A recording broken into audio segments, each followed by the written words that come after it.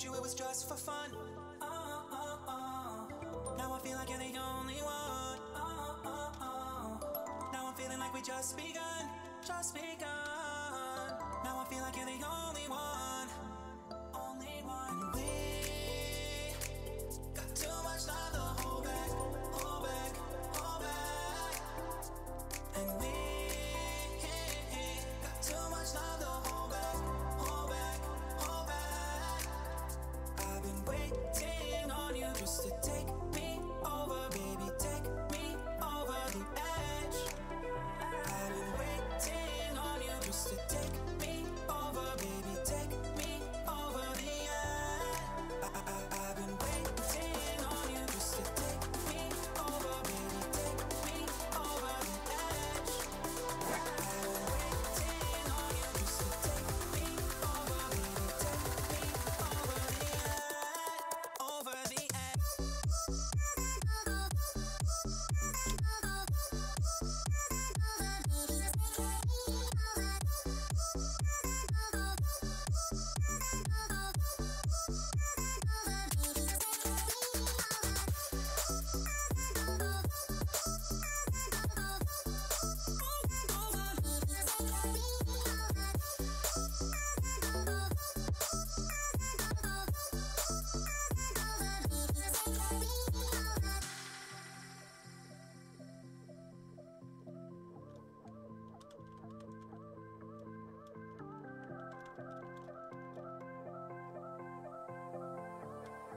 Hey, man. First one to trickle in. Now I feel like you're the only one. Now I'm feeling like we just begun, just begun. Now I feel like you're the only one, only one. We got too much love to hold back, hold back, hold back. And we got too much love to hold back, hold back, hold back. I've been waiting on you just to take me over, baby, take me over the edge. I've been waiting on you just to take me over, baby, take me over the edge. I've been waiting on you just to take me over, baby, take me over the edge. I've been waiting on you just to take me over, baby, take me over the edge, over the edge.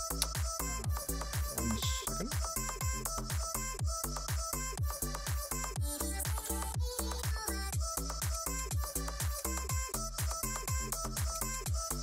I don't see a green indication on you.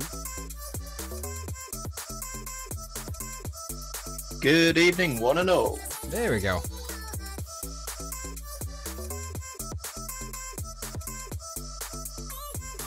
You mind saying something again? Just say, my name is James. I'm really looking forward to tonight, or something. No? It's working, Patrick. Don't worry, I can hear you. There we go. Sorry, that was on my end. One more time. Hello, one and all, and welcome to the Go Live Gaming Podcast live stream of EA Play 2018. Awesome. All right, that's good. Thank you. I mean, everyone.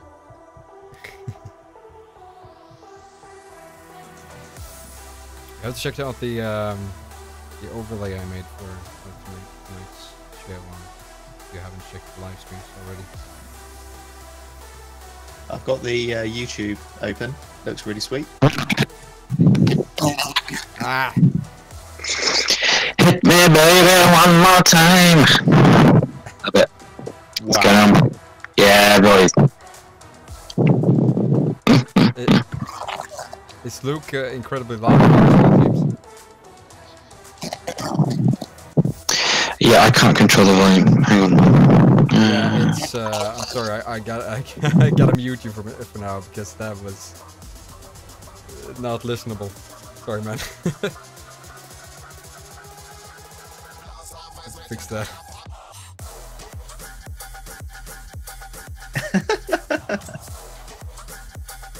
Tell me when it's alright, James, so we don't kill the viewers.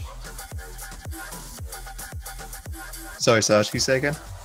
Tell me when Luke's microphone's alright, so we don't kill the viewers. No problem. I'll mute him. Or you can tell him yours. Well, I suggest, Luke, you go push to talk.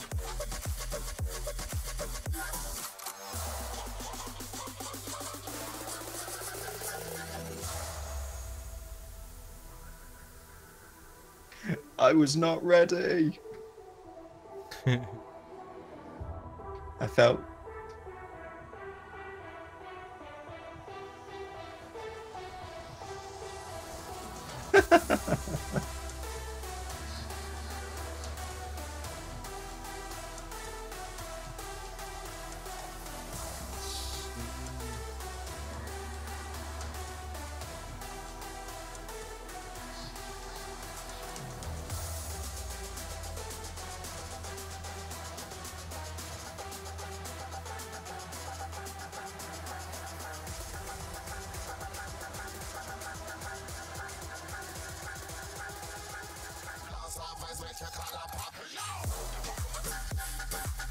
To be honest, that was a lot louder than you normally are over Xbox Live.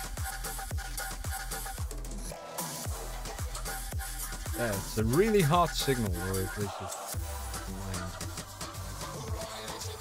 it's peaking. Ah, got ya.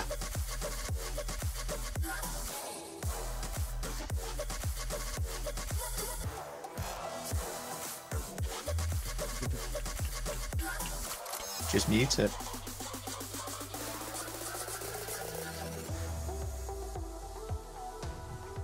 Carefully.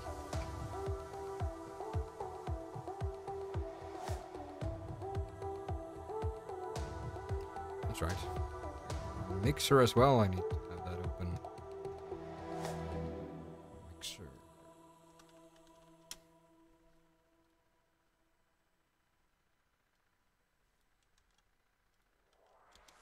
Okay, Twitch is go, YouTube's go, Mixer is go. Awesome. Some funky music as well.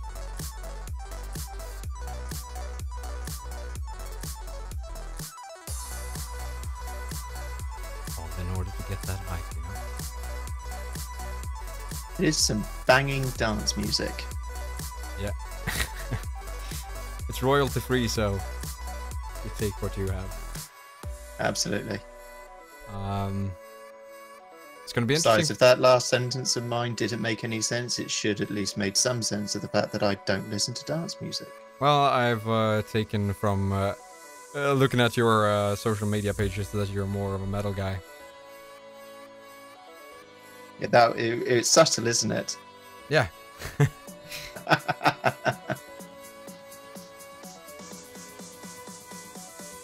It's going to be interesting to see how long the stream will actually be, since it starts in the morning in the US. My fears is that it's going to be a day-long event.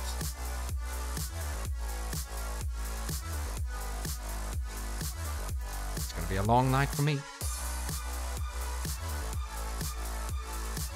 Because we haven't gotten actually any detailed information about that. Is Luke's mic sorted, by the way? I'll mute him. Don't know if you're talking or not, James, but I'm not sure. No, I haven't been talking. Do you know if Luke's mic is... Luke sounded good to me. Alright. There we go. Hi, Luke. Monster. Muting me. Yes. If anything, Patrick's now the loudest. Ah, I muted Patrick for some reason. Sorry. I was like... I love you too. he was the first one here, and I was like, oh, what? Why is he not talking?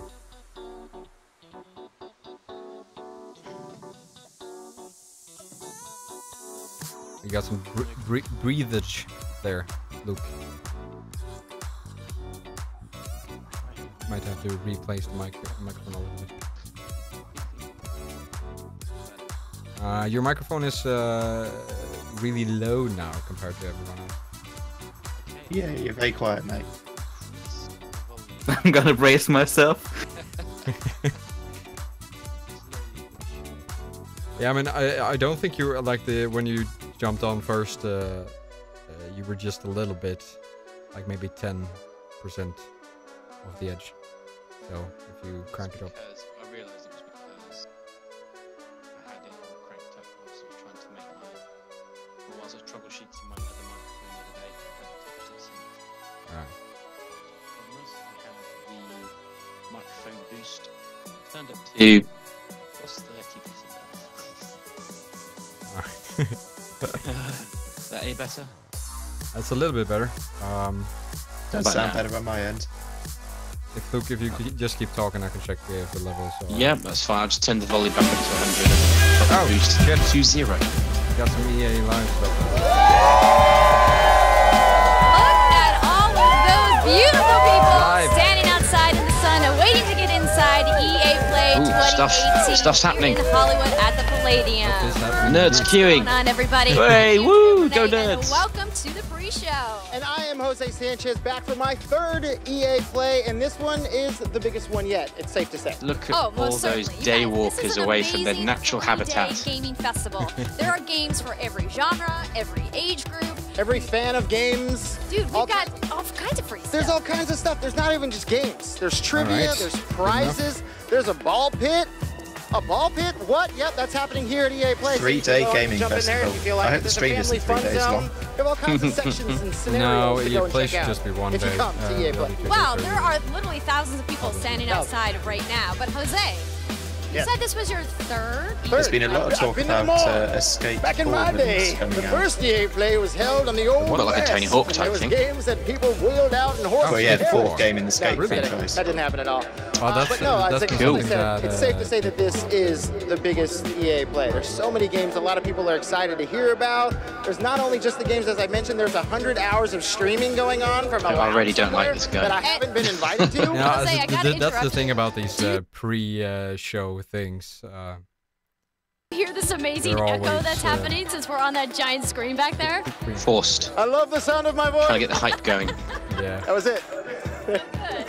So I couldn't resist. Just the story you were telling about being in the old West. It can be it's Yeah, a the echo is captivating coming event, through. you know. But this is your first year Professional. hosting I know. EA Play. Welcome to the family. How do An you echo. feel hosting EA Play this year? No, I feel On their end. Only on the live stream. I have right. seen so many Because their amazing setup is developers not as who are professional super excited as to show off ours. their games on stage in just a Cuss. little bit. And you sometimes forget. Speaking just of, how is the levels okay now? international a company Yeah. EA Yes. is, Yeah. because I've Cool. been telling them all break a leg, and Yeah, they're they should all totally giving me hire these us to looks do like, this job wait, instead what? of these and I'm like, two oh no, people. no, it's a These two theater thing, chunks. maybe. Oh, sorry, I don't actually. You know what I'm saying? It's not Felt just bad. it's not just the developers that are international. It's fans that have literally come from all over the world to check out the games that they're showing here at EA Play. Maybe even get a chance to play some of the games that they've been waiting to play. Well, my Jose, dear, you I'm made the so mistake glad of you brought thinking that that up, 'cause I these have gamers a are couple games cultured. right here that I'm going to talk to. We So are, I'm just gonna not in that send way. you inside the fan fest. I'm going inside. You go. I'm gone. I'll check in with you in a little Okay, bit. good luck. It's hot All out. right, you guys. So, like I mentioned, we've got tons of people who have been lined up here in Hollywood, sweating outside in the sun, and we're going to talk to a couple of them. First up, we've got this very here tall we go, gentleman. Vox Hey there, Pops. what's your name? It's expert from the Dynasty. I'm loving the Expert from chat Dynasty. on the That is a EA fancy gamer Play table Live down on the there. So actual what's the EA deal with stream. this It's belt? just every other message is So in my cringe, Madden cringe, League, when you win a cringe, cringe. championship, you got to show off your championship. I wonder So I when the got the first belt, time is so going to be everybody when they knows do I'm one the of these champ. shows and it's not All right, cringe. so he's got the belt, so that means you're obviously here to I don't play know. Madden. Is there We a got a particular way to part go of the for game that. you're looking forward to showing Yeah, off most? I guess. I'm a CFM guy, so I can't wait to see what they did with the gameplay for CFM. May contain content But, of inappropriate course, for I love children. Mutt too, Right so now, I'd say that I is know it's going to be an accurate. exciting year for Madden 19. I can't wait. Well, we've got some surprises in the show. We'll have a great time at was that our FanFest this mixer? weekend, and we'll check in with you a little bit. I'm a CFM guy. All right, What's so we got what's some more CFM? people here. Hey guys, how's it going? What's your name? I'm Josh, CFM. aka Tank 87.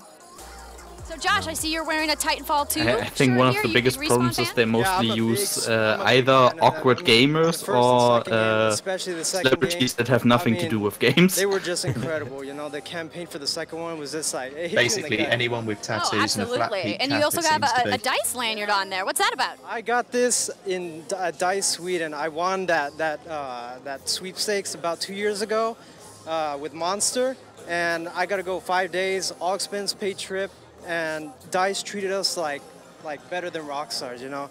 I mean, that sounds awesome. I don't get to go do that. I mean, they said like it was like super exclusive, and we felt really good that they let us in, you know.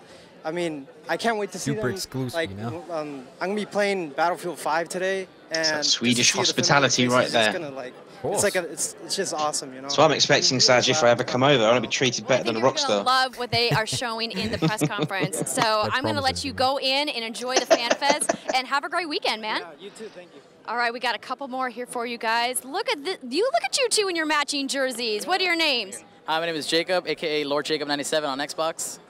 Greg, aka Jacob. Space Cat on Xbox as well. So clearly, you're here to play FIFA. Of course. Good start, spitting coffee. I'm ready for the kickoff, and I'm also ready for Ultimate Team as well. Yeah, what do you guys think about the cover star? I was happy about that. I'm excited that they're gonna do that. Yeah, it's not a good starting point, is Ronaldo it? for Let's be another honest. year. That's great. Back-to-back years is the best player in the world. Had to be him. I mean, you know, there's a lot of other players that maybe deserve the spotlight. No, you don't think so? No, the best player in the world had to be Ronaldo. Oh, look at that! You guys are repping. That is amazing. And now when take it your comes to $100. FIFA, Are you guys kind of at the top? Oh, it's going to pretend she doesn't knows anything about soccer right It's okay now. if you want to lie. I would consider myself at the top of my friends. I mostly play Ultimate Team, so I'm not at the top divisions. I'm on Division 4. I'm making my way up the top, you know, but... I'm just going to put it out there. I'm solidly at the bottom of I FIFA usually amongst just my like, peer you know, group. kicking off with friends, friendly matches. I'm not into competitive. There's a game No, called FIFA. Like, no one does here. It's a great game. There's nothing wrong I've with scored playing more with own you. Well, goals than guys, thank you goals. so much for chatting with me. Have a fantastic time at the Fan Fest today. Last time We'll I see you played a guys FIFA later. game was like 2000. All right, everybody. So I am about to go check out some other stuff. So that means that I'm going to go see what my buddy Jose is up to. Jose, what are you doing over there?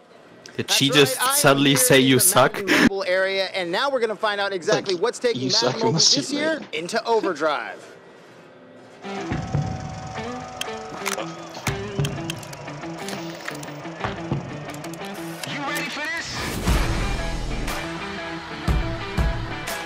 Ooh, American Egg Ball.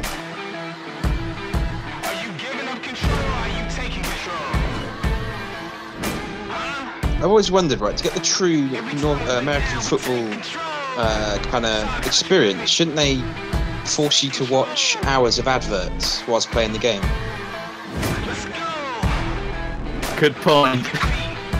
Gotta tell you, I don't know if you. I watched the Super Bowl and it's just like, it's so frustrating. It's like all that setup, 5 minutes of activity, and then 10 minutes of beer I'm here with adverts. Mark and Joe, and they're going to 5 minutes is stretching it a bit, let's be this mobile honest. version into this overdrive. What does overdrive mean to Madden Mobile? Well, one of the coolest things about Overdrive this year is that we're actually, what we've done is we've installed the next generation of graphics engine. So like, the whole game's I didn't even know they had a mobile version. physics, new animations, you're going to get unique faces for the first time. Really, the game, when we talk about Madden on your phone, is going to feel like an entirely different experience nobody's ever kind of encountered before. Games with as much input as games like Madden and FIFA, things like that, I can't see them translating well onto a tablet format. And putting these graphics on it, because it's not what we've seen in the past. Yeah, it's a good point actually. No, it's not. It's a lot of work. It's in the fact that usually on a tablet you have 2, maybe 3 points of And then, of course, impact we have at the new any one head-to-head time mode as far here, as which is called controls go. Overdrive as well. Okay, so I mean, I know you guys aren't particularly into your sport necessarily, but I don't know if you ever played Super UTO as a kid where you had, There's something it was like a tabletop flip game of How do you have so football, many points? and you would flip the ball around player to player. I could see it working like that on the tablet, where you would like tap the player and then the direction you want to kick in. 3 minutes of real time against your opponent's preset defense. So you're getting points for every little thing that you do. Things like I just want to say that character stole my name. you're getting points for compared to just like traditional football things like touchdowns, field goals, extra points, stuff like that.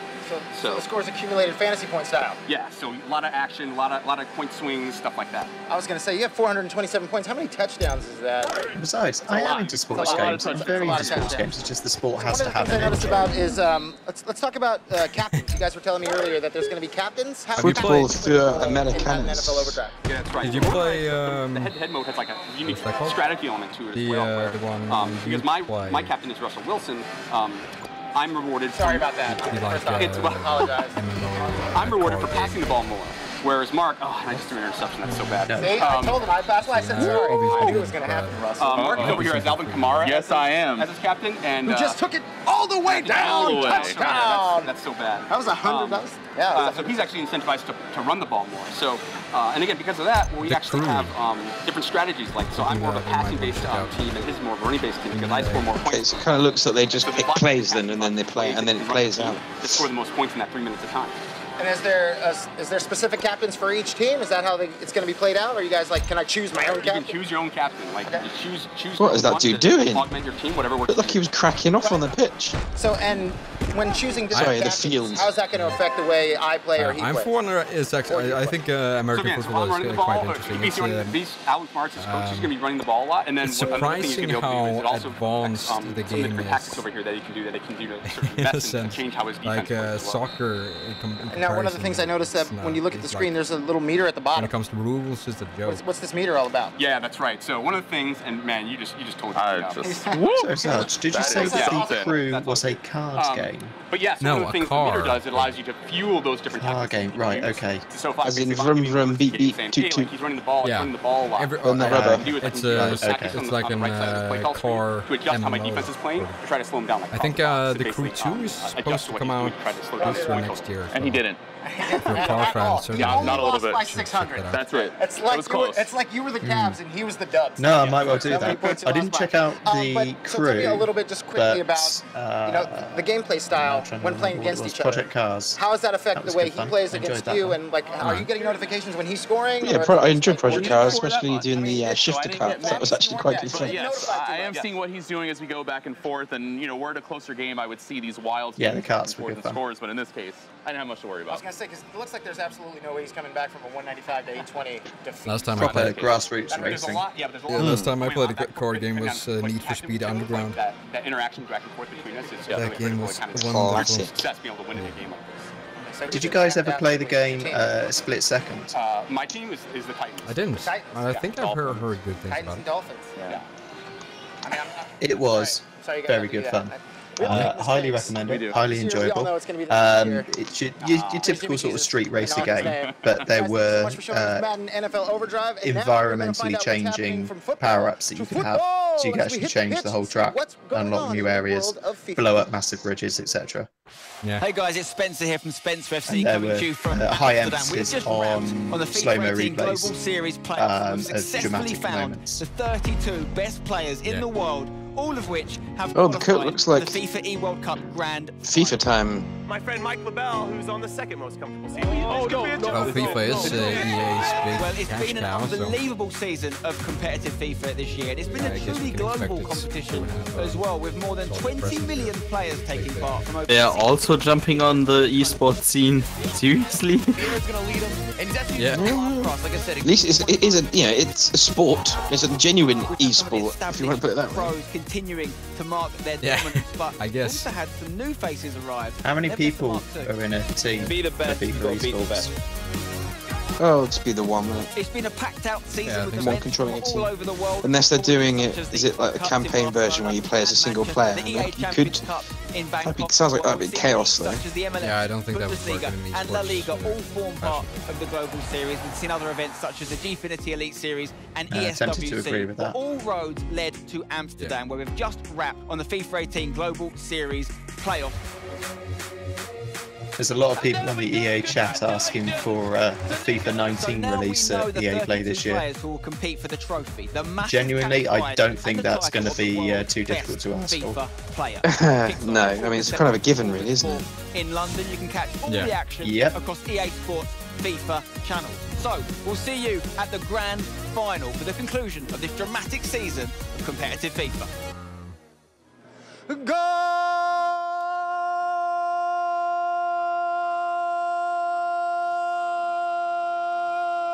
Is he doing this for real? Sadly. Afraid so. well. It's like that. Isn't it Italian football announcer circa 1992? Yeah, it's like that guy from the BitConnect. Have you seen that guy? Best FIFA player in the world, and it's all going down this August Yeah, in something called London. BitConnect, which Oh was I wish I was there. I wish I could be one of the 32 guys who, I mean, traveling around the world, got to be an awesome feeling. But to become the best FIFA player, it's the most popular sports game in the world, and now you can be the best player in the world. That opportunity could be yours if the price is right. No, I'm just kidding. If you're really good at FIFA, because 32 players from around the world, again, coming together in London for that E-World Cup to be the best player in the world, to be crowned best player in the world. Unfortunately, it's not going to be me. Who is this guy? Where do they hire such people? Why? So let's find out what she's doing. Andrea. Well, I am enjoying the chat. Hello. Who is this cucking soy boy? What the hell's that? But right now, I am standing That's just poor advertisement. lounge here at EA Play. It is a doozy of a structure, you guys. And there's shade, which is amazing. And I've got the lovely I looked her up. How's it going today? I knew her, she was going to be the host. I looked her up, and she's generally she's a part of or started What's Good Games or whatever it's called, and she's been part of a lot of different. As you know, all of the planning for our team takes about a year. But both these are about 9 months probably, ago, we said, what do we want to do? well, and we were thinking on maybe paper we they have a tent lot of in the experience when it comes corner to for our hosting, access but members. We hand out some water, and then 9 months pass, and it's a 3-story structure with the Yeah, the biggest problem is even though they attend those live shows, if they're not gamer, that's not helpful for everyone. Come into the access lounge. Yeah. We're not exclusive, so everyone is welcome to come up to the access I think we've just managed to find one person in EA games Play set who's up that actually we're gonna dressed have from smart. our library, the vault. We do have water. We also have power for your phone. But for our access members, we have a special little gift for them. Spoiler, but it's a fanny pack full of awesome goodies. Fanny pack? Fancy water. Have an outdoor fancy festival fanny pack? packs. It's like festivals What and is fanny this? packs go together. Yeah, sunscreen. See, a and fanny water pack means because something it is very going to be different hot here than it does. Yeah, and for some reason I decided Stop saying fanny was pack. gonna be the right call.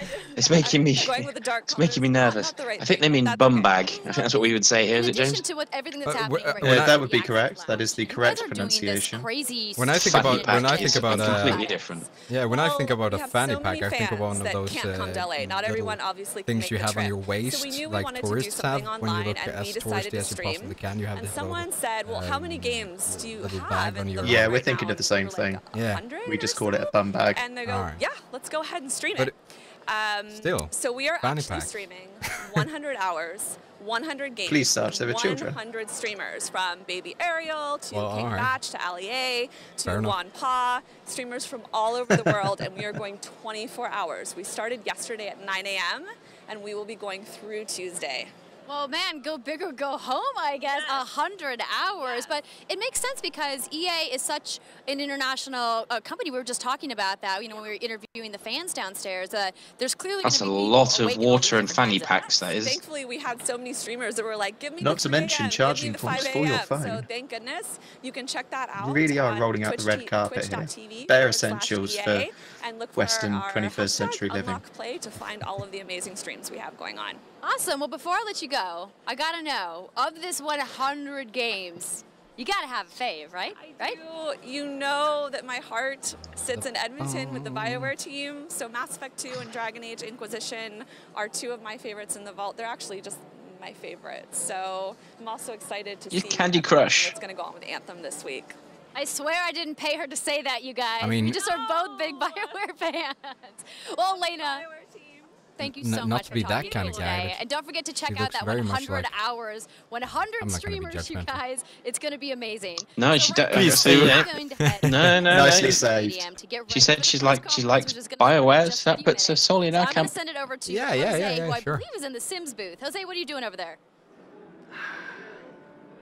Oh, hello. Sometimes you have to stop and smell the roses. Here at the flower wall in Come the on, Sims man. booth. It just That's right, delivers we're the talking cringe about the over Sims. and Oh, not over. the Making our way to the Sims. Sims booth. Not And the what do we have Sims. over here?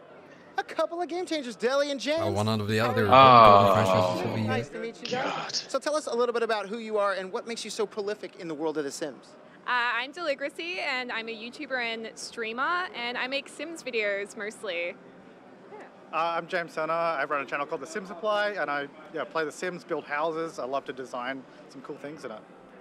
And so obviously, new expansion is coming. Seasons. Oh, I'm so excited. For some reason, we just go cynical What's going to instantly. get other Sims fans excited about the seasons? Because you have rain and snow, and it's just going to seem so much more real. So I'm pumped for the rain. Well, the quote-unquote reporter doesn't I'm really help. excited for winter because No, it I mean, looks beautiful. Like I cannot wait to see all the different worlds covered in snow. Might be a reason why we. And when winter is coming, you know what happens, right? It's going down in the world of The Sims. Oh yeah. That's of course. So tell me a little bit about the aspect of adding something. Oh, that is a sweet Sims 4 bag right there. To the overall world within The Sims, because there's been tons of expansions for The Sims, but how Seasons do you think going to change things?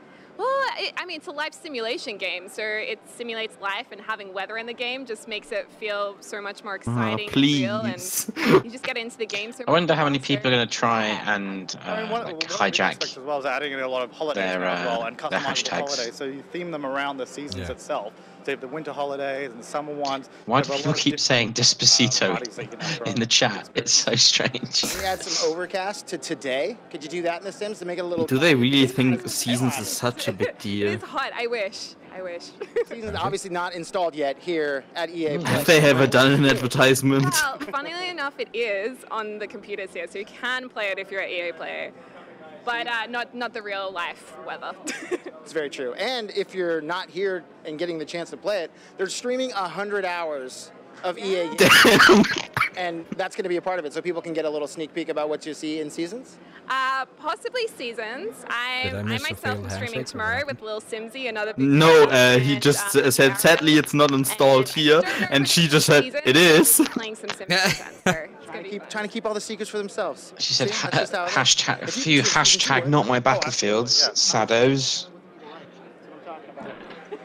So what got you into The Sims? What is it about The Sims that keeps you coming back for each and every expansion? Yeah, I mean, Get out of here. Since the first Sims came out, I think James as well. My dad brought it home one day, and I would just play it. So you go to EA Play, just like a you manage outlet. to get early access, so you're in before the actual event starts. What is it about that world? And what do? You put on a pair of headphones and you stand at a screen and you play The Sims. That a little bit. How does that make you feel like coming back? Mate, there's something out there for everybody. That's not what I would be doing. Legos and all that kind of stuff. So are you sure they're not getting paid? I mean, The Sims is huge, so. And now being able to control the weather and Sims is huge. I mean, it I always feels play like The Sims microtransactions. and like honestly, build we might just be the odd ones out here.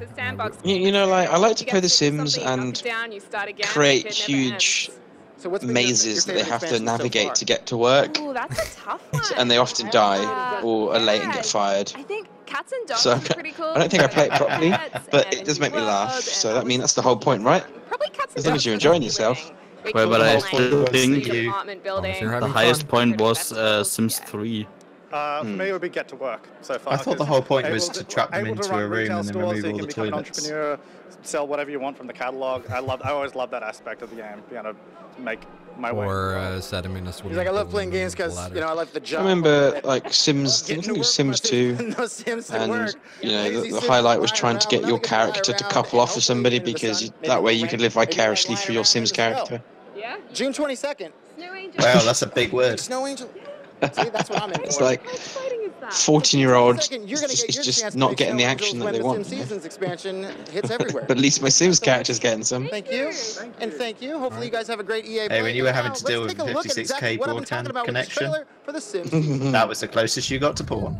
Sims season expansion. How much did the smile of her cost? What do you think? I think she generally enjoys Sims. Yeah. No, I don't. It's not a bad game. I wanted to purchase this for my girlfriend because she really enjoys The Sims. And I wanted to purchase The Sims 4 and some expansions. But I mean, have you guys? It's way too expensive. Yeah. The game is still full priced, premium priced, and then every expansion is like between 10 to 20, I guess not pounds, but dollars at least. So. And there are a lot of expansions. Yeah. I don't think she's got the ability to help even. We have all types of opportunities for you, and that's what we're here for. I'm a recruiting team, is to partner with you, help you identify what skill sets align with your passions and career. Now, is that a tough gig to be a recruiter for the video games industry? Because it seems like, I mean, lots of people love video games. I assume a lot of people want to work in the games industry. How do you find and pick perfect spots for people? I always tell people to network with who you know in the industry and make sure you're engaging new people to learn from them as well. But for us, we actually just want to engage all talent. There's so many different types of skill sets and levels that we want to include into our industry. That's what makes it diverse, so we can have such great experiences for everybody. And as a recruiter, how cool is it for you to get to come to something like EA Play and see all these people who are passionate about video games and you might even be hiring someday? Oh, it's so exciting. The vibe here is great. It's just, I love knowing that we're surrounded by such creative people and passionate people about the industry. And it's just great to see that come into our culture and see what environments get pushed through all the other different teams. Now, you can be a recruiter for tons of things. There's tons of jobs out there. What is it about the games industry that is the perfect place to be recruiting for? I mean, because as I said earlier, there's so many passionate people, but how different is it working within the games industry than it is with some of the other industries? It's such a fun environment to be in. That's the great thing. With all the different creative people that you're surrounded by, you can learn from every day. There's new technologies going on in the game industry. It's just an exciting environment, and that allows you to be an individual. We really embrace that. What makes it different is she's recruiting for games. And what got you into this industry? I mean, again, tons of industries out there, but what is it about games that brought Whereas, say, if she was recruiting for car manufacturing, and for me to be able to merge recruiting with gaming for games is a dream come true for me. So I encourage that to anybody. If you love gaming, get out there, go to EA Careers, check it out, see what we have for you to check to potentially just be involved with. Like I said, we have everything from recruiting, HR, finance, artists, designers, programmers. We love every type of skill set. So that's all we have to do is go to ea.com/careers? ea.com/careers. Check out our world, check out our locations across the globe. You know, the most easy way to validate yourself is say a game, for example, you like. If you want to be even more validated, it's gonna be not from the company you work for. Way before they even come out. EA has play testing available for you. That's right, you can be a gameplay tester. That means playing games months, sometimes years before they come out, and having the opportunity to help develop that game and make sure that it's the perfect game and let me tell you, it to be. Being a gameplay tester, boys and girls, is not what you think it is. London, it is most certainly not. You want to play the same 5 minutes? That's it. You want to play 5 minutes of the same game for 6 weeks? Career path for you in be a game tester. Video games. Also, as a play tester, you're not playing the game. You are testing the mechanics. Says on the tin. You are testing a particular scenario. Test games that is pretty much it. Comfort of your own home. Now, if that sounds like something that floats your boat, go for it. In your jam. I think like most people on this world, I just want to get paid to do whatever I want, whenever I want to do it, for however long I want to do it. EA.com/playtesting. Go there. Well, if you ever figure out how, you'll make a couple clicks here and there. Call me. You can be playtesting. Mate, if I figure that out, I am bottling it and selling it. What's coming out, so I know all the secrets. Because who doesn't want to do that? I want to do that. Actually, no, I won't. I will bottle it and then I will get somebody else to sell it because I'm too lazy to do the work. Go ahead inside. I love that he basically said everybody go become a playtester and she looks a little too busy spread the information. But look at all those people. So, those people in there sitting down, hanging out, getting ready for the show. EA Play is probably a violation. A few minutes away. Highly illegal. We just say that something's not become a leaker. Not the brightest move ever. And that's why I found something isn't going to plan on their end because he's filling hard. All right. Tell me about the Palladium. What is it about this venue that makes it so special and keeps EA coming back for each EA Play? So the Palladium opened in 1940. Experienced as the opening night, Frank Sinatra was an opener on the bill. And since not even the closer? Blue Eyes was the opener? Opening. So since then, about everyone's played here. Rolling Stone. You see this sort of thing a lot with live lately, television, live broadcasting. The people who are doing the presenting are there to do a job, and that is present their actual skill set, their subject matter expert in whatever's being talked about is usually incredibly low. Blew it up even I would say he did do the presenting for the Battlefield 1 launch event. I remember that. I actually what is it about EA Play that excites you the most? Watching him try and interview, like the transformation what was it, of the venue. Snoop Dogg, he was stoned, well stoned. was quite funny. That was great. Have a good time. They have A-list talent. They come and play concerts at night. It's a really good time. It was him and Jamie Foxx, wasn't it? Well, thank you so much, Dylan. I appreciate it. Thank you. That's a little bit about the Palladium. And now, let's head inside. Less than 1 minute to go. And check out the show. It's going to be interesting to see what they start with. Fun Zone. She told me to rap. I was rapping. We're still going. Or not rapping. We're still. I was lied to. Finally, he's gone. Fun zone, my friends. This is where you can get all your real racing action. No, it's not gone yet. Oh, god damn it. Say perhaps you'd like to play a game in a race chair with a steering wheel. There are 4 stations. Look at this guy's jumping. So you were talking about filling hard, Luke? No pressure, but the camera's on. There's a ball pit over here. There's food over here. We're going inside. Let's head inside and check out the show. He's like, they're not paying me enough for this. Alright. I want that ball pit. There we go. Poor guy. I don't want to see that guy again. 8, 7, 6, 5, 4, 3. FIFA. Battlefield. NBA. Anthem. Sims. EA Sports. Can't say that there's not variety. It's in the game. Yeah, it's true. There's something for everyone.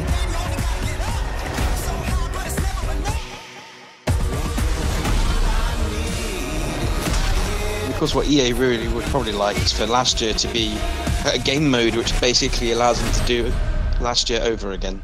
But we shall see. Oh, that was a Yoda. Oh, some virtual reality going on here. No, some augmented reality.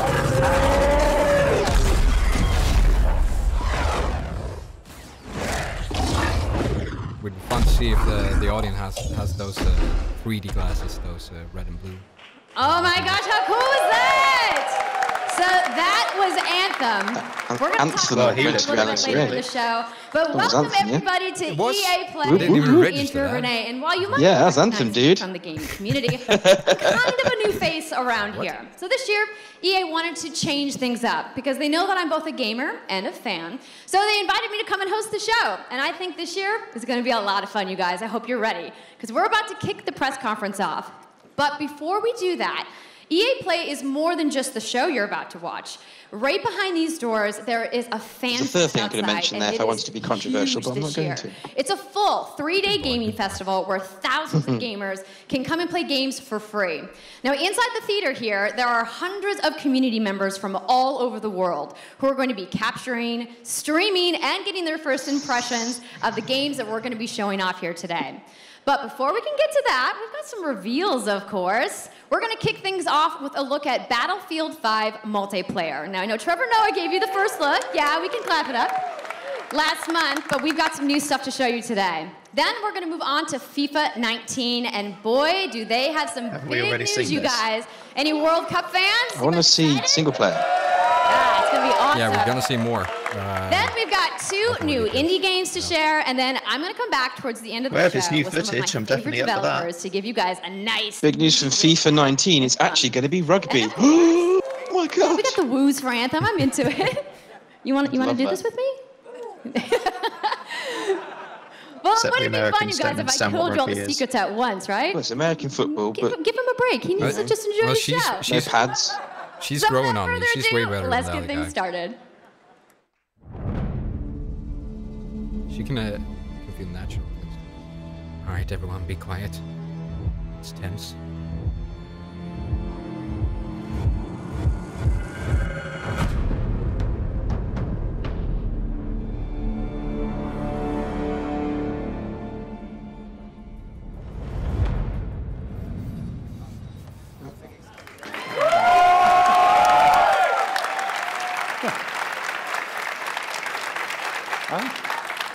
Right, it's time those models look this cool. thing off. It's been 2 weeks since the reveal of Battlefield 5. British para there, I noticed. It's been exciting, it's been a lot of speculation, and so many brilliant remixes of a reveal trailer. Favorite Swedes. But there's also been lots and lots of questions from the community. And we've heard you want to see more gameplay innovations. You want to know how customization actually works. We want to know more about our take on the Second World War. Controversy too, eh? So today, we'll show you more gameplay and what this prefer the term is the deepest questions. and most immersive battlefield yet. It certainly is. Spitfires! You will be able to dive and smash That's a through very windows nice looking to surprise your enemies. Yeah, love it. It's Where like a fjord. previously defenses were stationary, You will now be able to move these weapons around on the battlefield and gain advantages. It looked really that was a crouch run there as well. And more impactful than ever. So, the destruction you can't really hide from those pesky tanks anymore. I just like the fact that the guy on that anti-aircraft gun was looking forwards and suddenly he was going backwards. Yeah, that destruction is real sexy. Your vehicles and your weapons, not only for the gameplay, but for the looks. And the destruction is it's targeted destruction as well. That's just the tip of the iceberg. STG-44 Bren gun. More of our new gameplay looks like a here at EA Play. Oh, you're such a Springfield sniper. So let's talk about our single player in War Stories. Yes, let's do that. So we want to tell you about those untold stories that got us excited to start with on this game. Yes. It's about, what you will see is really those moments of human heroism. It is about witnessing the war through the eyes of the men and the women who shaped the world forever. Real and relatable people facing the brutality of war.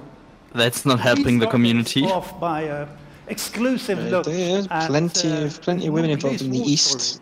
Over at the Xbox briefing tomorrow. Thanks, Lasse. Something not to miss tomorrow. So, our launch in October is just the beginning.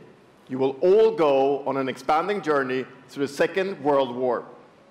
No loot boxes, no premium pass. Every day will bring something new. Yes. And as part of that journey, after launch, you'll get something no loot boxes. Oh yes. Asking for. It's Royale.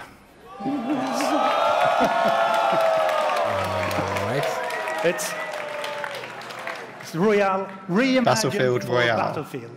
So we bring those pillars of Battlefield with seriously team play didn't go down well. into this new experience. I'm not really interested in that, to be honest. We will bring you experience that you haven't played before in Battlefield or anywhere else. But more about that later this year. So with that, it's time to show you what makes Battlefield so special. It's the unmatched intensity of our multiplayer sandbox, and this time it's even more epic, fighting across multiple maps and modes. Welcome to your next Battle Royale experience, and this is your first look at ground operations. And this time, even featuring music. Ground operations, fuck yes!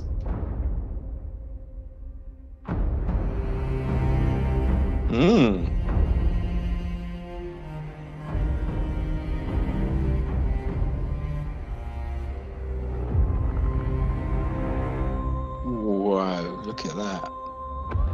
That was busy. Oh, this is a trailer. CH-46. Started with this one. Yeah, so it's Para, dresses Para coming in as Paras then.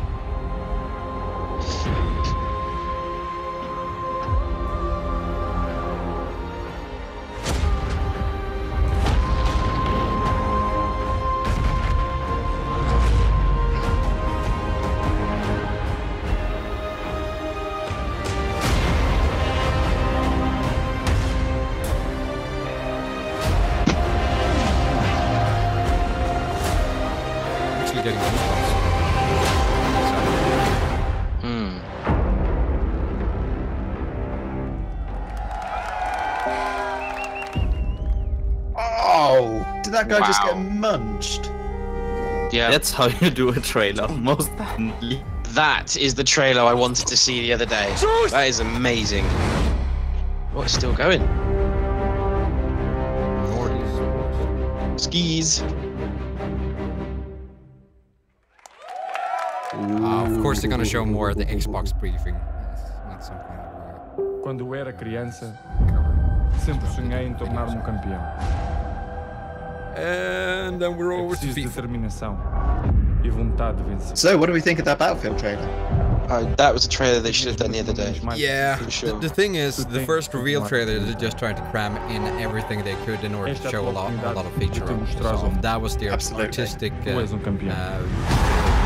that probably sort of captures the real feel of the game that they're trying to make. So that was. Yeah, now they made a Fields trailer.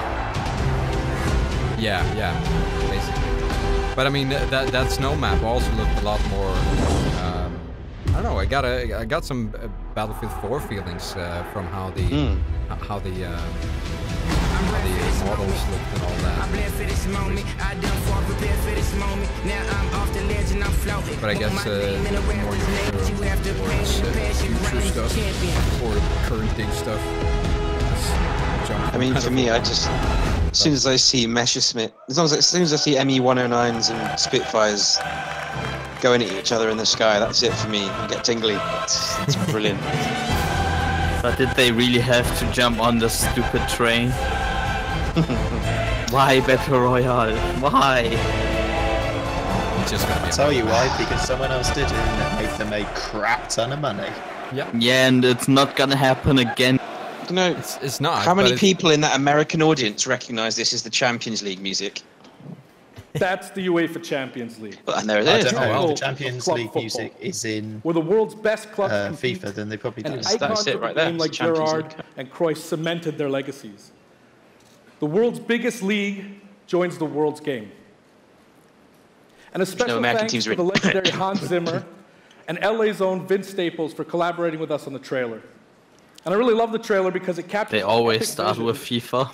For how the Champions League comes to life. Well, it makes sense. It's one of their biggest sellers. I'm going to tell you a little bit more about it. No, I think it's more like if you would put it at the end, the hardcore gamers would just leave after they've seen what they want to see. And Neymar clash every year, and it's the place where champions rise. So what you're saying is that we watch this and then we get rid of all the FIFA players? And we are thrilled that it's here. Was last year? No, the FIFA players normally stick around because they're more casual. It will be an authentic Champions League tournament mode. But as a hardcore gamer myself, I would just go after the things I'm interested in are over. Glory in your story mode, the journey, and in FIFA Ultimate Team, there'll be live and authentic Champions League content. And we'll share more details on that, along with all our other Ultimate Team features later this summer. Ultimate Team is continuing. And all that's just the beginning. Of course. As you know, that's interesting. So they're bringing in the Champions League. And this year, but what if you are control the pitch in every moment? But what if you're a South American player and you want to chase the Copa America? How passionate you are about gameplay. So we've worked hard to shape and refine our vision for FIFA 19. Well, the UEFA Cup probably reaches more people. Community. From hands-on tests with every federation has its own version of that. Feedback sessions with FIFA pros. Yeah, but that would work on where a lot more about gameplay throughout the summer. But what I can tell you right now is that the quality bar in gameplay was raised yet again this year. So we look forward to everybody experiencing the game on the hands-on sessions this week. And also, of course, we're extremely excited for everybody to play it when we launch on September 28th. Yes. Yeah, the EA and that's our FIFA 19 news, headlined by the thing they first showed Andromeda, and then came FIFA, Madden, and all the other standing next to this trophy is a little bit surreal. Just because I know that those gamers won't sit through it. There's two iconic trophies. Someone in the chat's just gone and put FIFA Battle Royale or and bust. For your club, it's this one. The pursuit of Champions League glory. Have you guys talking about... I would absolutely love to see a whole group of footballers get put in a very confined area and told to fight to the death. And with the tournament starting in just 5 days, we're excited for the world to compete for it in FIFA 18. But the thing is, I'm actually, for one, I know that a lot of people are already tired of Battle Royale stuff, but I'm interested to see what other competitors like Call of Duty now and Battlefield can do with the mods to see if they can do anything. Xbox One, PS, PC. I no longer have any interest in Call of Duty at all, if I'm honest, but I will give it a go. I enjoy playing PUBG, so with some great I don't think it's necessary. You gotta give him props you can make a crazy dream a reality for your home country, like mine, Iceland. Normal COD, who would have thought that a nation of only 350,000 people would ever Only if they wouldn't just jump on another train, then I would give them props. Do you know? I with Battlefield, if that mode's been put in and the rest of the game isn't like 10 out of 10 perfect, I will be very upset. Fans in the room, that might still because it'll be a case of, if they put forgot about Battle Royale, maybe the rest of the game would have been better, but we'll just have to wait and see, won't we? I doubt that they would we don't want to stop there. We want to invite the game, everyone to come and join the celebration. For just so I'm pleased to announce that for a limited time, honestly, FIFA 18 complete with the entire World Cup experience is available for a free trial on PlayStation 4 and Xbox One and on PC through Origin Access. Yeah, you can download and play the entire game right now for free. Yeah.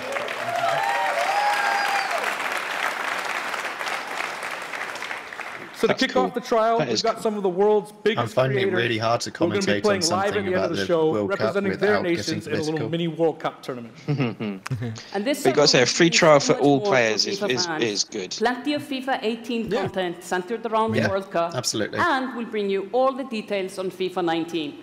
But in the meantime, let's all enjoy the World Cup. Thank you, and auf Ravistan! What? What was that last thing?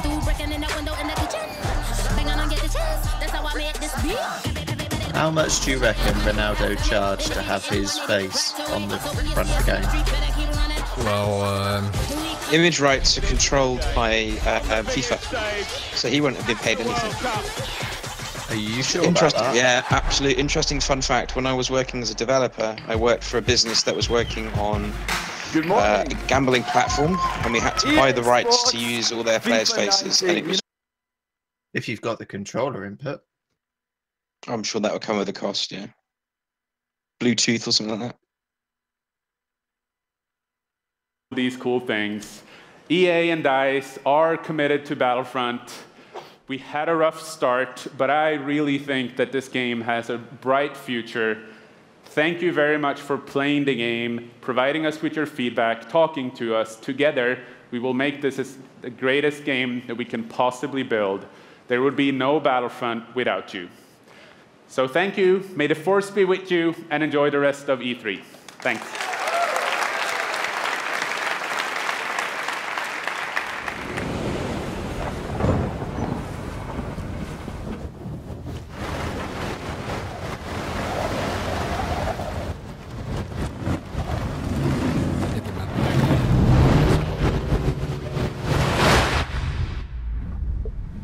Consider it a part for some reason.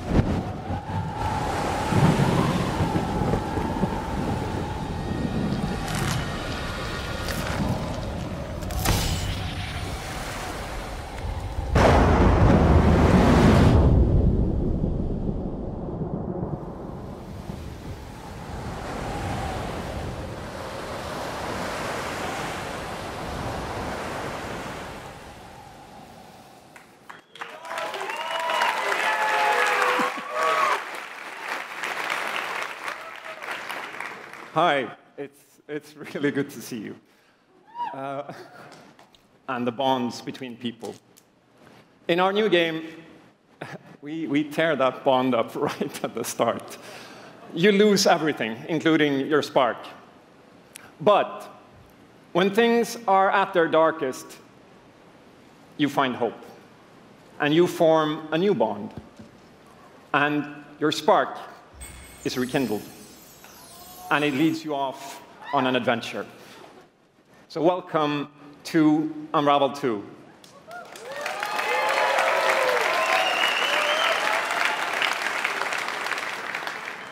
It's a game about fresh starts and second chances.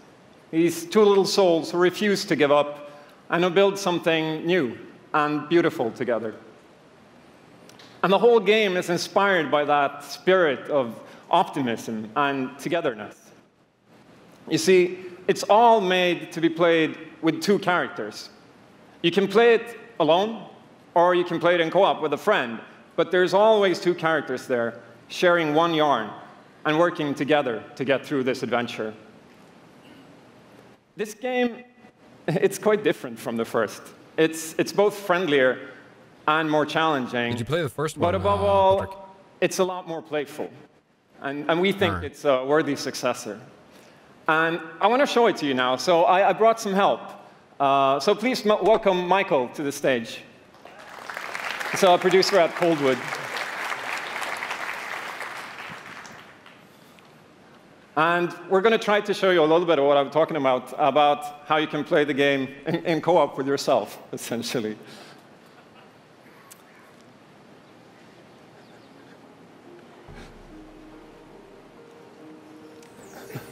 So this wasn't prepared. There we are. So when you're playing it by yourself, you can essentially pick up the other character and carry them along through the more fast-paced segments of the game. And we actually tried to include a bit more of those, because we figured that since it's a co-op game, we wanted to have more like thrill and danger and kind of wow moments. Places that were like fun and exciting.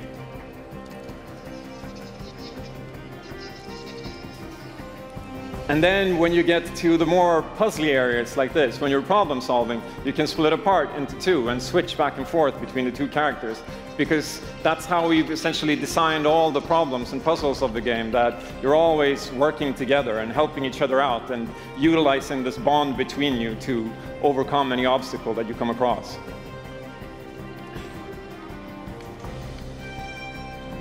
So I guess I'll jump in at this point. Yeah, come join me. So I'm going to be the red one. Okay. You'll be the blue one. I'll be blue. A little celebratory flip there.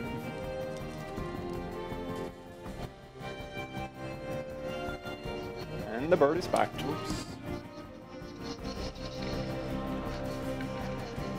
Okay, playing it safely now. Oops. I'll swing. All right. Nice. And I'll catch you. There you go.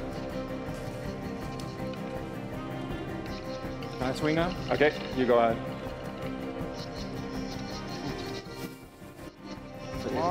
Oh. Okay, this is the scary part. Let's see if we can do it. Got it? Oh, very nice. No. Oh. Faster. Well done. Sweet, well done. It's almost as if they practiced this section. Okay, well, yeah, I'll go built and extract the grass. I'll sneak up here. Although, to be honest, the cynical part of me did want to see them fail. Okay, your turn. Yeah, look at me. Here you go. Keep him over to the left. Now I'll go. Alright. I don't know if this actually classes as animal cruelty against the turkey. I don't know. Seems to be running free. His fault for chasing Jan. Now we can breathe again. Yeah, fair point. Finally. Or can we?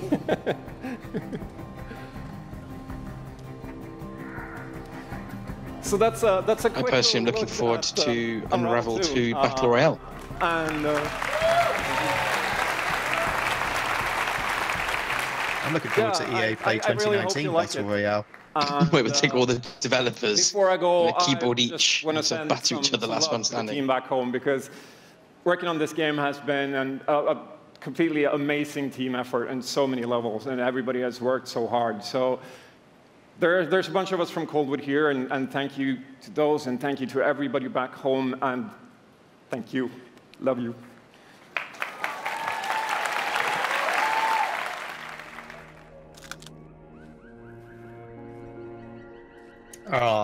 It's getting more emotional. It was so neat. Isn't that lovely? That is lovely. And the game looks pretty good as well.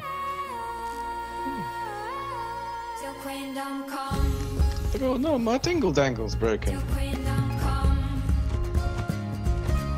Let's touch tips. That's some magic. Look at that.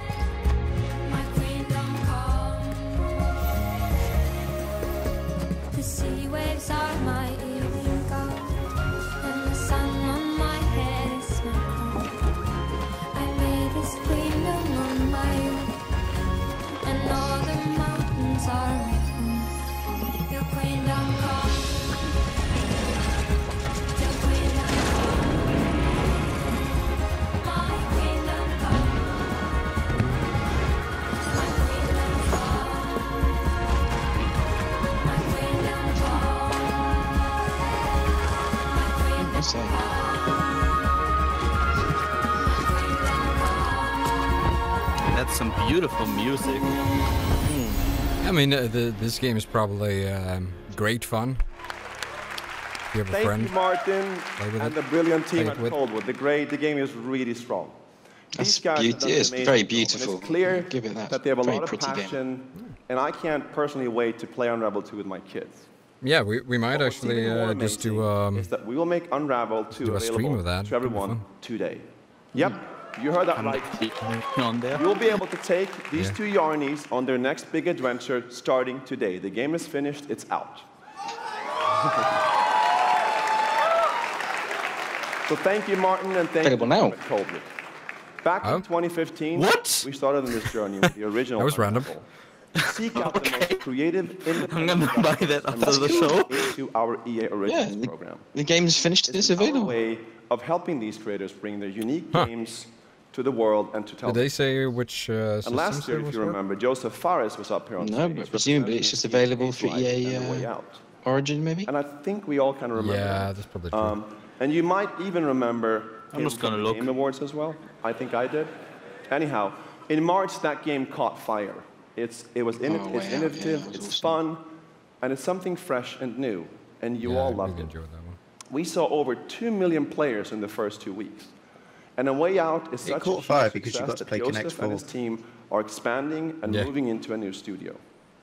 So stories like this drive our industry, and it's why we will continue to work with independent developers to help them realize their dreams.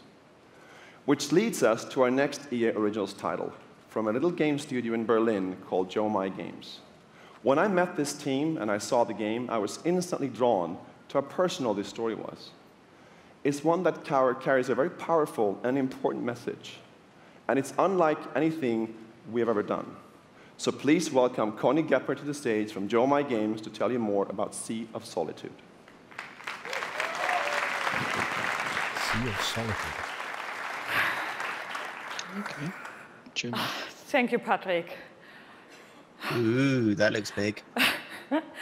I still remember during the pitch how enthusiastic Patrick was, and that afterwards, like our whole team, including me, were super excited.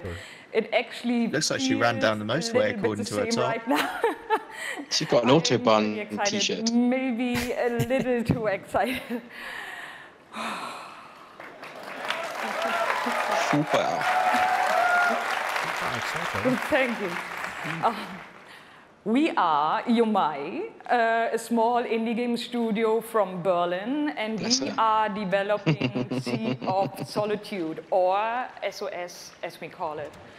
The whole heavy German accent. The very first concept to actually becoming a part of EA Originals is simply amazing.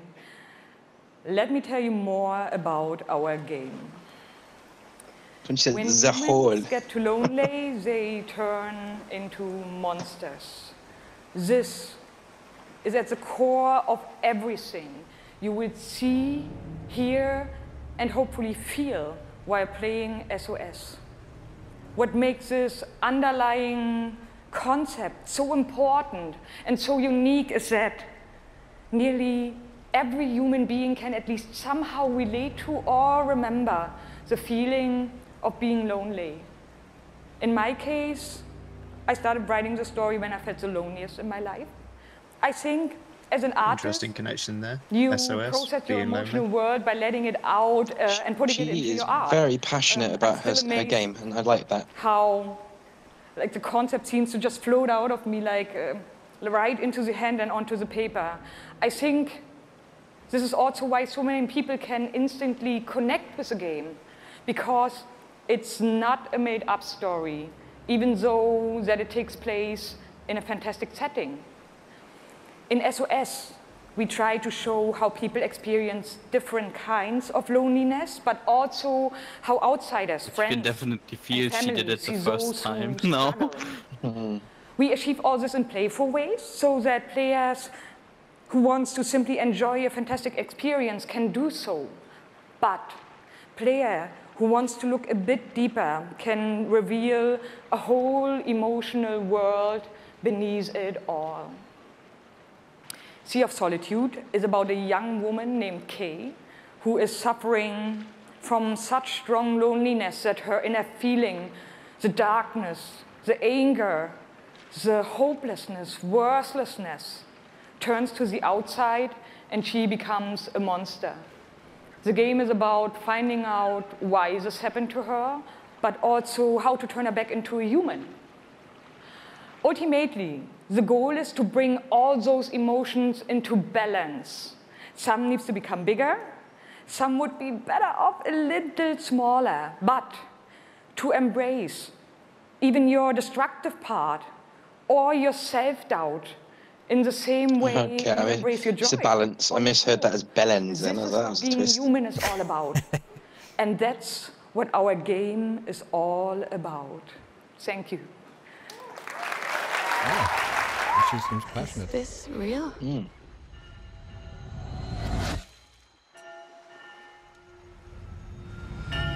It's a Kraftwerk t-shirt, isn't it? That's amazing. It's empty and cold. World that I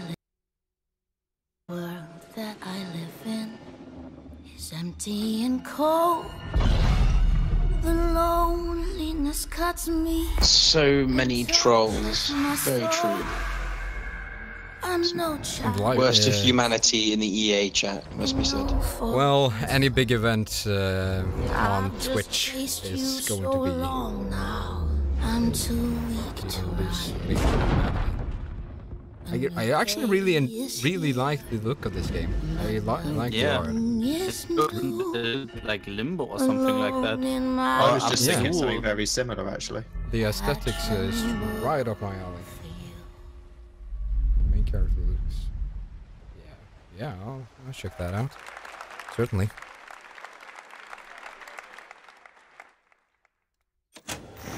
Yeah, I'm the one. But I'm not the only one. Now back to sports. Now it's another ball game. And we can put you on an island. I thought they were supposed to be kicking balls.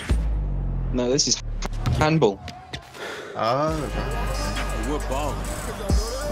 Be ready. Looks like they got some street ball as well as long as big with NBA stuff. Oh, are they bringing a career mode to NBA?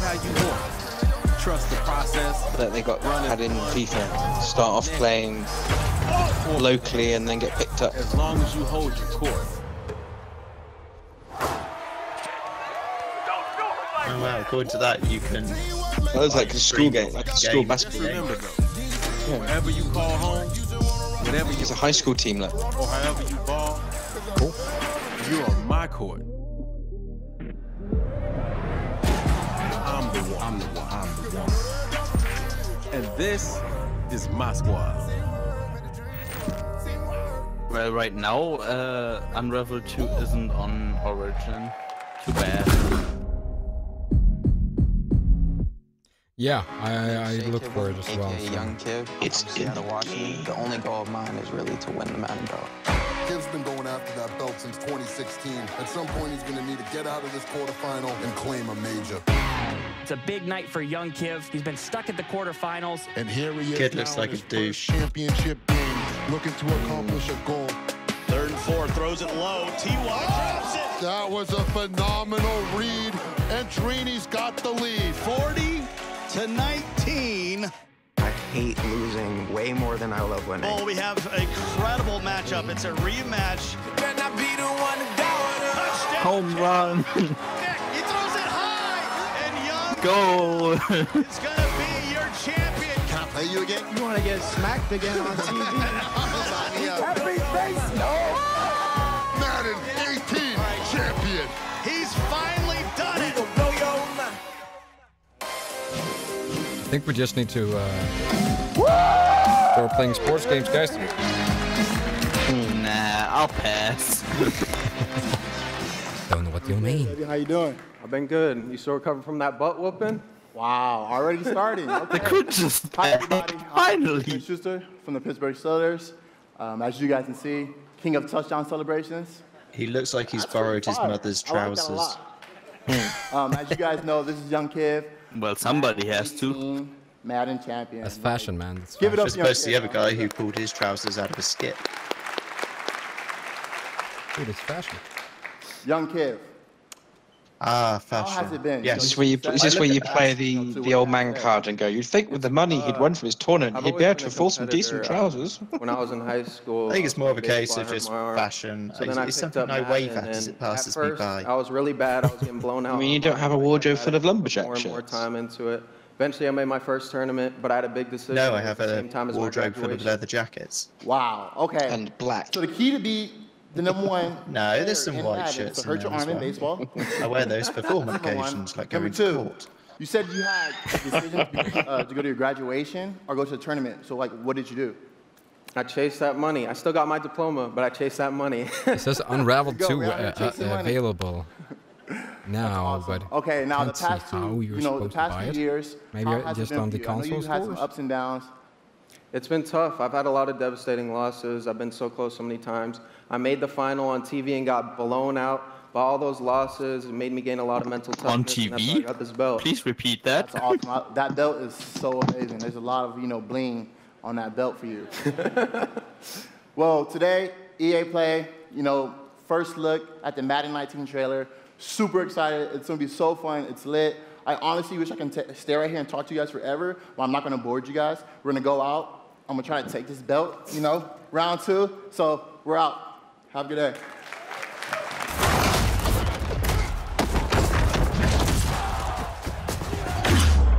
You've worked your whole life to get to moments like these. To the very top of the mountain. What did I miss? Just caught some random kids sitting on my car, so I had to go threatening violence. All just to get to this place. Yeah. Where you've been told legends are born. I'm just gonna sum it up for you. Sports. Okay, all caught up. Good to know. Sports, and some more sports. Basically, we saw a little video about a kid who's far too young to be thrust into the public eye, was thrust into the public eye and offered a huge amount of money and had a paddy tattoo. Okay. So sports. Yeah, sports. And if you get, I always wondered, how real do they go? Like, if I hit too hard in this game, do I give my player a concussive injury that kills him? Yeah, they're wearing helmets. They never come out. That's it. I don't have that realism. Career-ending injuries. You define that. Boom. Well, Sarge, then it's just not real enough. No. I was just looking at some of those. I want to do that. I was just looking at some of those tackles that they were making and thinking those are really cool tackles. They're very high tackles, aren't Hello, they? ladies and gentlemen. I'm Nathanius, professional shoutcaster, here alongside Redwood Studios General Manager Michael Martinez.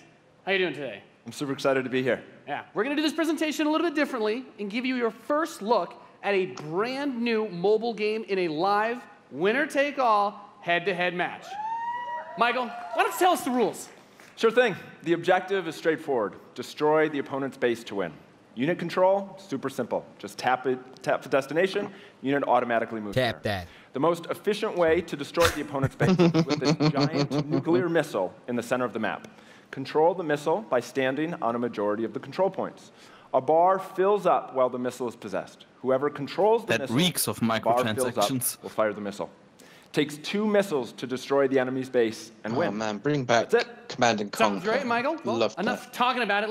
Let's get to this match. That's why they won't do it. All right, ladies and gentlemen, we have an awesome matchup lined up for you here today. Fighting for the blue side. Red versus blue? I kind of feel like that's been done before. Give a cheer for one of the most formidable RTS players Please don't shoutcast this game. Make some noise for In Control. In Control? Yes. All right. That's sure. That's the logo for the Isn't GTI. His opponent fighting for the red. Well, In Control competitive is an esports player, I believe. Welcoming to the stage, Nick at Night. And he's pretty old school in the game. Yeah, I think he also plays StarCraft. Yeah. Probably does if he's into his RTS. Now, Mike, it's going to be a real clash of these gaming styles and the competitive backgrounds that these players have. It should be a great match. It really is. I can't wait. All right. Are the players ready? Let's get this thing going. Ready to go. I'm ready to go. Let's do it. All right. Let's kick this off. It's nice 2 dudes sat in a chair playing on their mobile phones. Good genre. I'm very anywhere in the world right now. Players are loading in, and we are ready to the match. Here we go. Off.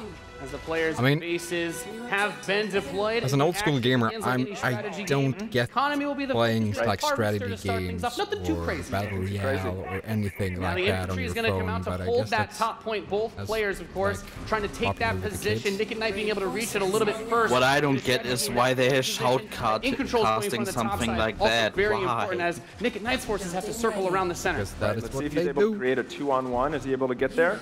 Looks like he's getting there. Here comes GI. Yeah, I mean games like these could be pretty fun. Going for the anti-infantry. It looks like they are the taking units that you're going to use when you deploy them will have a huge impact. Your micromanagement of your forces and protecting that economy. On the phone, not as an e-sport. Yeah, I agree. Placing the turret on the top but let's be honest, you know, games like this have got to smash your battery. We can see that the missile is beginning to ready and firing that. That takes out half the space. The most important objective on the map is to hold. And the chat cringes back. Control making a lot of progress to that far right side of the match. Well, he's done a great job of holding that down with the turret. We actually have and now he's redeploying citywide south side, bringing out more infantry to deal with the attack bikes. And as that economy ramps up, we're seeing bigger, more powerful. Shut up! Can you share that? A wide area network. Absolutely. Again, those are tear through those infantry. Citywide. And In Control brings out his first tank. Make it European-wide. These smaller forces as he makes his way to the so jealous. Missile passing so much so. Now, I feel like we need to invade Sweden. He will have the missiles. We see it starts to point Sounds like a plan. Well, just going by history, they'd be fine with that. And get around to that top. I like that, Patrick. The old enemy working together for the better. Putting into the yellow position. I mean, basically, if you live in the city, I live outside the city, so obviously I have my own connection. But if I lived in the city, I could just use the city's Wi-Fi. The northwest spot. Another tank's going to come out from Nick at Night. Well, we have a common goal now. That's it. Down that north position. We want the Swedes' internet. Let's go. Yeah. With another and I mean, if the connection is low, you can just buy yourself like a repeater or some sort of. And Nick at Night, one shot away from being knocked out here. Stronger. The next one will start to ready up in just a moment's time. I love it how the shoutcasters just make a fool of themselves. Yeah. I mean, this looks pretty decent. I'm not that into the graphics though. I feel like if you're gonna be into a game like this, like Clash Royale has a pretty distinct art style, which makes it stand out. I played there's like a Titanfall version, which seems a little bit similar to this. It has multiple lanes and multiple points which you need to reinforce and send out Titans and all that. It seems a little bit similar to that this, but this looks. Wow. I guess if you're into strategy games, this might. Yeah, I mean, I can see myself playing this, but I don't think I'd find myself watching it. No. I would have liked Chrome's opinion because he has a Switch now, and I recently watched Bogey's video about the Switch, the looks like he's really pressing it. re-reviewing, and he said since he has the Switch, he hasn't done any mobile gaming at all. Looking to set things back the other way. Well, I know that James has. I mean, he was playing Switch on an aircraft flying to America, which is kind of cool. The first mech unit from In Control. This is the Wolverine. Sorry, I haven't been paying attention. I've been watching We're just talking about the Switch and how you next missile win. Were playing it on an aircraft flying to America, which is kind of cool. Yeah, the Switch is ideally suited for that sort of environment, and it does it very well. Wow. Okay, we've got our first mammoth tank on the board. The only thing I found in that for the price part, it's maybe not even a good alternative for mobile gaming at all. Wow, a lot going on here. I would probably say it is because it's a dedicated piece of hardware. It's not phone. Just simply by extension of that thing, it's able to do the job it needs to do a hell of a lot better than the phone will. The only thing I did find was that after a 9-hour flight, the battery was shot to bits, and I really would have appreciated a mammoth tanks, so I've done my job. Charging port in the seat. Awesome. We saw a little bit of everything right there. Perfect. Yeah. Let's hear it for Nathanius, Nick at Night, and In Control. But to be fair, a phone playing a game. Ladies and gentlemen, what you just saw was the worldwide reveal of Command and Conquer. What are you talking about? Rivals reimagines the real-time strategy. That's what we've just been watching. Mobile. We're giving Command and Conquer Rivals. Oh, all right. Seriously, how boring. Competitive head-to-head matches. That's just a cash-in now. Skill and just use the name to generate money. To iOS and Android devices. I mean, what made me think about it being Command and Conquer was the little units going out to collect the gold off the floor, but it was mine the gold. But that's not Command and Conquer. No, that didn't even look like Command and Conquer. It was weird. We can't wait. Huge maps. Please let us know. Command and Conquer was an RTS. And a good game. That's not an RTS. Yeah, and also if you're gonna make it, let's see what this is. Oh, interesting. This is also Command and Conquer. Is it? Not GDI, yes. I mean, if you're gonna make a Command and Conquer game, you gotta have the. Hey, that's the trailer for this game. Seriously. Oh, sure. I mean, you gotta have the old Tesla coils and all of those. Oh yeah. The classic iconic Command and Conquer stuff. I mean, this looks pretty generic. This doesn't look like Command and Conquer at all. Well, I don't know. You got the giant Scorpion tank there. I mean, that's cool. That's Command and Conquer all over. It's just like those Dota 2 and League of Legends trailer. Not even remotely close to the game. Yeah. Unfortunately, that's right. Oh my god, that last guy was so poorly animated. That would be Kane. It was Kane. Command and the animations Conquer of that for a last new guy. generation. So they really are cashing in hard on the old Command and We Conquer. close the show with Yeah, that's to kill franchises. Anthem. I wanted to share a That few isn't so final much things. Resurrect, I'm that blessed is beating to be a able pile to of work with some giblets of the that most used to be creative dead people on the horse. planet who come to work every day to create Bringing amazing back Command and entertainment. Conquer as a And proper what I can game. say about all of those teams, and what I can say about There us is a reason that why I have the we're Command and always Conquer trying to first learn decade on and my listen desk, and it will and never strive leave. to be better. And so, as you look at the 10 experiences that you're going to see today, and as you play games this week, there's some things we hope come through. First, that at the very core is choice. Is that you as players get to choose how you play, what you play, when Seriously, you play, the video what we've device just you seen play on. really hasn't endeared me to think that what you've just said is correct. You feel you are treated fairly, that no one is given an unfair advantage or disadvantage for how they choose to play. Not sure that's true. That for every moment that you invest, we know that you put so much of your life into the games you make, and that for every moment that you invest, you feel like you are rewarded and you are given value for that investment. He just enjoys the word invest. Most importantly, that the games are fun. Yeah, well, that we move past the grind, and that these are experiences that truly enhance your lives. And so, as we think through all the things that we're trying to do, know that we want to be better. I'm pretty sure if you read the back of his name tag, it does say Palpatine. As much as we love making games, and on the back of the shirt stands invest. Playing them, when he goes off stage, he's like hunched over and the picks power up of his this arms community when we come together to do amazing things. And his shoes are just loot boxes. Last weekend was the third. He goes off stage and he is actually just a troll. Where we show the world how the power of play can be a positive force for social impact. Millions of you out there participated in 9 in-game challenges in our games, logging millions of hours in support of Play to Give. And to celebrate that, we contributed a total of $1 million to 3 charities that share our vision for a more inclusive world. A world where representation... So you can buy a loot box for the money that you spend on the loot box goes to charity instead. They are the standards. How do you feel about loot boxes? And exclusion are not an everyday thread. These 3 organisations, the United Nations He for She, PACE's National Bullying Prevention Centre, and Ditch the Label, an anti-bullying organisation, all are doing great work, and we're proud to support them through Play to Give.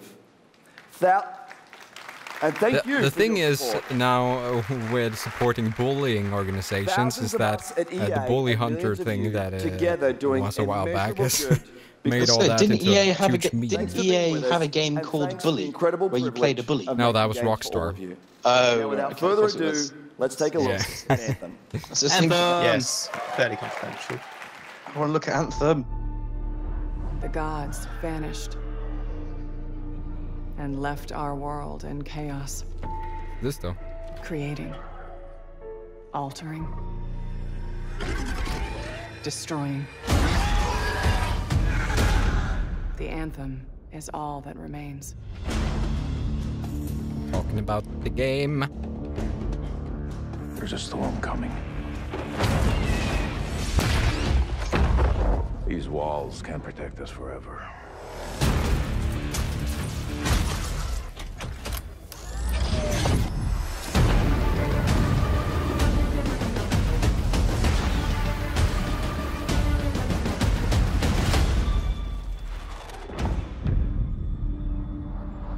Superhero landing. It wants to destroy us all. Alright.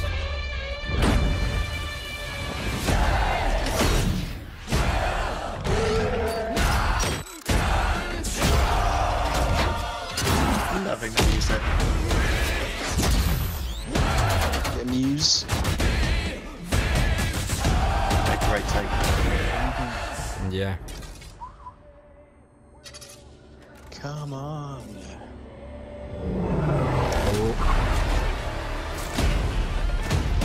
He's big. Oh, that's a new type. Damn, son. Okay, I want. Yeah. I mean, gameplay trailers are always going to be stronger, in my opinion.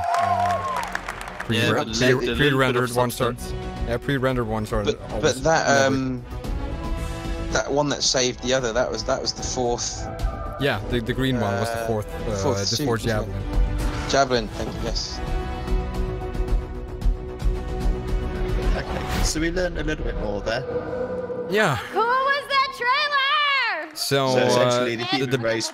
The beast at the end seems to be some sort of I know all of you, like me, have had tons of questions about Anthem since last year. Yeah. Because And the we're Anthem all is Bioware coming. fans. Did it say that? So we're going to do something a little bit different for the rest of the show, and we're going to take a So deep is the- dive into Anthem. So I'm going to the bring up some Anthem members might of the be Bioware team like to chat big with us. threat. Ladies and gentlemen, please give a warm welcome to Watch out, the god has come among us, people. Rutzard.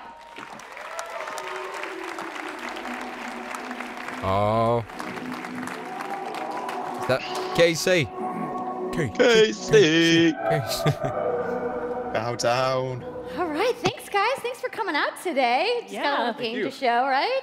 Yep. Lots It's going to be very exciting. So Casey, we're going to go ahead and just jump right in and get started with you. So now we know that you all started, or Casey, you started your career at BioWare way back in the day, but you took a couple years off. But before you came back, you actually worked on Anthem before you left. Yeah, that's right. So, you know, first of all, it's amazing to be back. It's awesome to be making games for BioWare fans. You know, we have the best fans. So it's been super satisfying to come back to it. And, you know, I just want to be able to continue the legacy of the studio. And that's kind of where it started with Anthem, is just thinking about, you know, what is the evolution of a BioWare game? And we wanted to create a brand new world for people to discover, you know, a whole new world of story and character. But we also wanted to do something that was, you know, more of a dynamic and living world, a game that would change every time you came back and played it. We also wanted to do something where, you know, if you wanted to invite your friends into it, then you could do that as well. So that was really the initial vision of the game, not an MMO, not a multiplayer game with story sort of bolted on this side, but something new and different, and I think the team has really captured that vision over the years. Your fans really love the stories from BioWare, but I think we're kind of curious how you're planning to make story work in this shared world. So a great story for BioWare is really about characters that you can have a connection with, choices you get to make, and feeling like the story is about you. In a lot of multiplayer games, those things get diluted because you're mixing multiplayer and storytelling into the same areas. Now, you can build a solution to that, but you have to really build it into the core of the game. And that's what we've tried to do with Anthem. It's what we call our world, my story. So when you're out in the open world, the world is really dangerous, and you're focused on your mission. And this is where other players get to play with you. The thing that's really interesting about this, it's unique for Anthem, is that this is a living shared world. So whether there's weather or it's nighttime, what we're experiencing together. Everyone that's playing Anthem at a moment is seeing the same thing. And this is what we mean when we talk about our world. It's a shared world that we all experience together. But then when I finish my mission, I come back to a base like Fort Tarsus. More gameplay. And this is a single-player experience. I turn in my rewards, I talk to the characters, I experience the choices of my action. And this is where your story really lives and breathes. And by doing it this way, we're able to combine that impact and agency of a single-player story with the fun of teaming up with your friends to play co-op in combat. And we're also designing it so that we can add story for years to come. So one of the first things that we hear when, from our community is they want to continue to play in our worlds. When they've finished Mass Effect or Dragon Age, players want more story. And so we've designed Anthem in a way that we can actually add more story for years to come. And it could be anything. A new moment with a character that you've grown to love, or an event in the world that deepens the lore, or an entirely new storyline and plot. Freaking well, I'm certainly not going to complain about more story. I don't think anybody out there is going to either.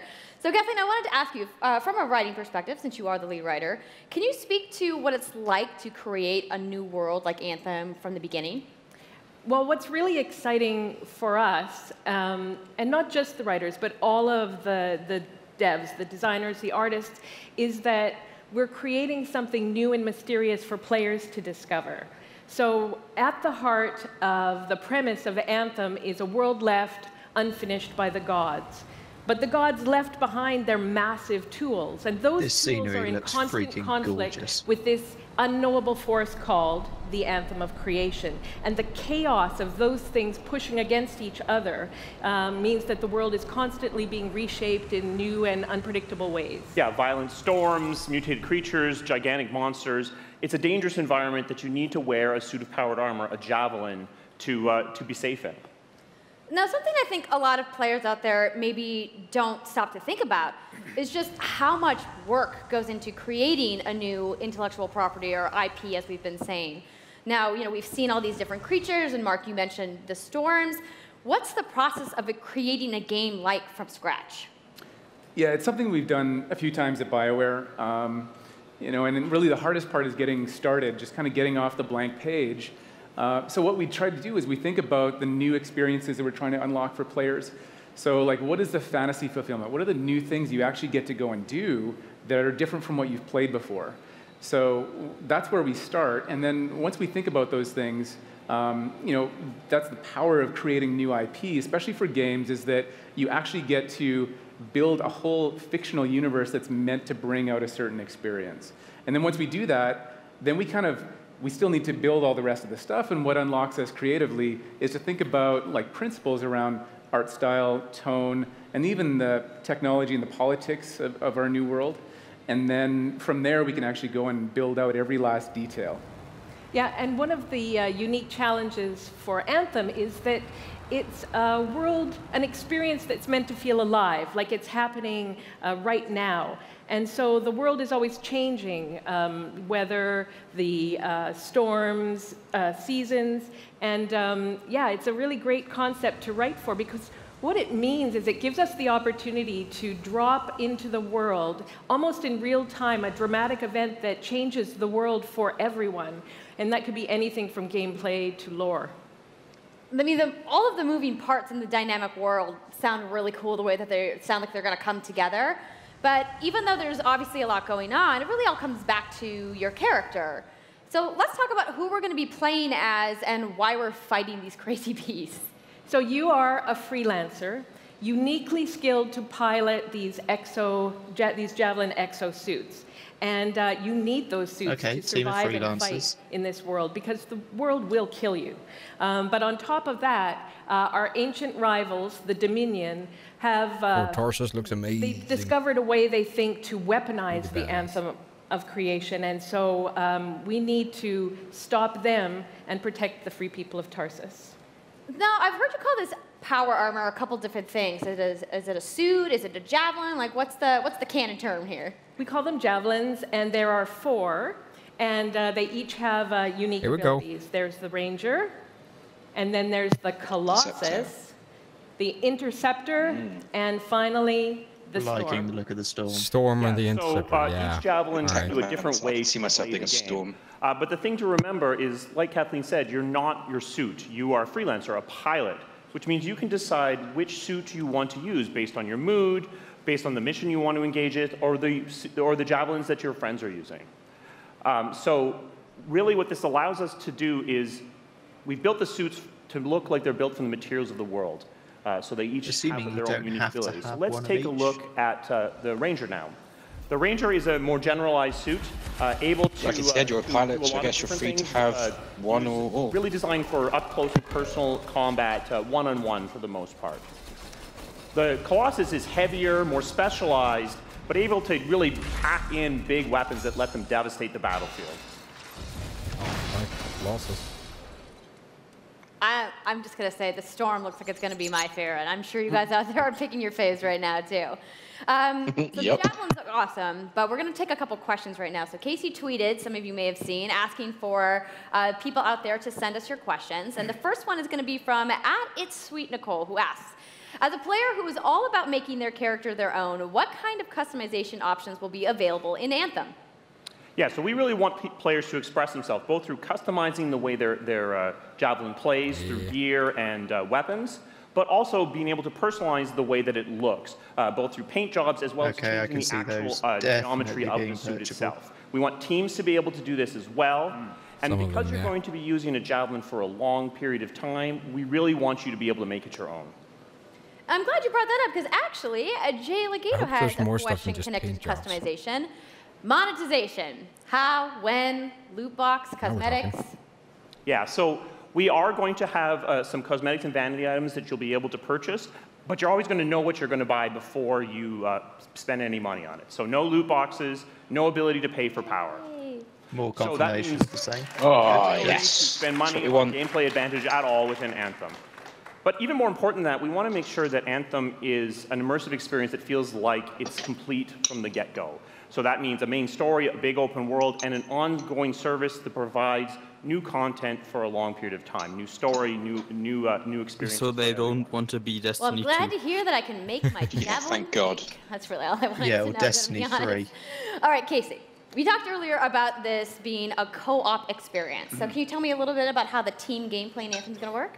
Yeah, it really is about the fun of teaming up as a team of superheroes and working together. So you want to get a few people together of different classes. So I think here we're going to see the Colossus, just hammering people on the ground in gameplay. If we can have a look at that. So heavy artillery, being really strong, in melee combat. And then here you've got the Ranger shooting down from above. And then they're using combos and special abilities and stuff like that. But what I love is you don't just run around, you're swimming and flying as well. So it's interesting because the Slate Tones wants to know how so the graphics actually do multiplayer look with slightly dumbed So down. Anthem really built around trying to combine the impact of having your own personal story with the fun of playing with other players. I'm hoping this is. But we really want to make sure that playing with other people feels like a choice. I mean, people that want to not the graphics themselves, but just the animations and all of that. Now, going out into an open world like this by yourself is going to be a little bit more challenging than if the team of 4 people. And we've really tried to balance the co-op experience to be fun, even for people that don't normally engage in this kind of thing. So I really hope that everyone at least gives co-op a try. Okay, that's good to know. If you want to roll solo, you can, but it's just going to be a little bit more difficult. You think, guys, should we give co-op a try? Well, I know you all are on the edges of your seats. How? I think we could probably manage that. Gameplay? Yeah? You guys want that? All right, so Kathleen, I think you're going to set this up for us? I will. So, you and your friends have decided to play a mission called Scars and Villainy. The Scars have put together an acid-based super weapon, so you got to take them out. So you start in the Strider, which is like a giant walker, and it's your forward base of operations. You have a conversation with your crew, Halleck, Faye, and Owen, and you'll hear Owen. He's going to talk us through the mission as we experience it here. And yeah, then you just get into your javelin suit and you head out with your friends. All right. Well, thank you so much, Mark, Casey, Kathleen, for talking to me about Anthem today. We're going to go ahead and roll the gameplay now. Enjoy, everybody. Loving the dinosaurs.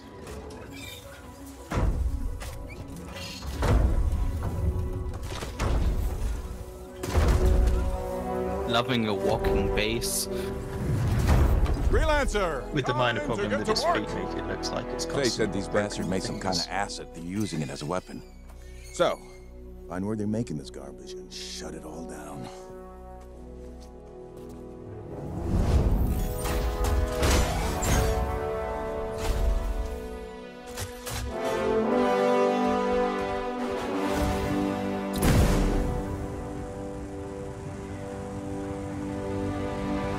So I think we can take this as a confirmation as for NPC characters that you can have on your missions. So we talked about last podcast. I'm not so sure about that. Picking up loads of scars nearby. Take a look around the area, but be careful. Could be pre-rendered and then spoken through the player. I don't think so.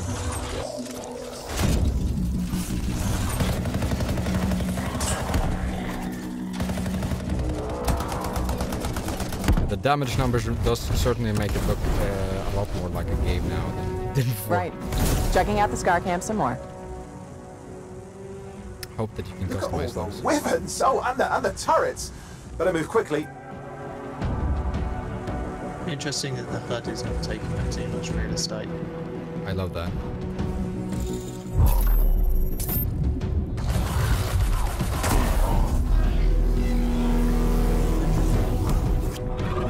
Definitely about that minimal HUD life.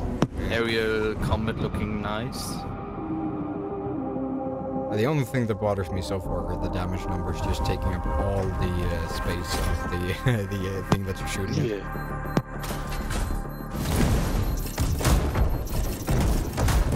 Oh, that's badass. I feel like the Colossus might be my thing. I really like that tank life with big weapons. There's a shaker relic. Yep, I can see that. Wait, something's odd. Get a closer look, would you? See those radiant pieces of energy? They're echoes from the Anthem of Creation.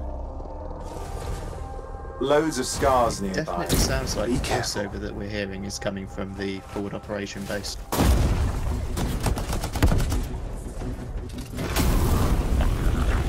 Oh, you might be right. Also sounds like the Vision from Marvel. Yeah, alright, so the Interesting use of combos there. So the NPCs they come along with the mission, but they stay on the mobile fort. Return them to the relic. You've got to silence it fast. Which very much does suggest that if you do not have friends to play, you are not playing it. I think it depends on the mission. Might be a scalable difficulty as well. It's gone silent. Disaster averted. Do you think we get a bonus for...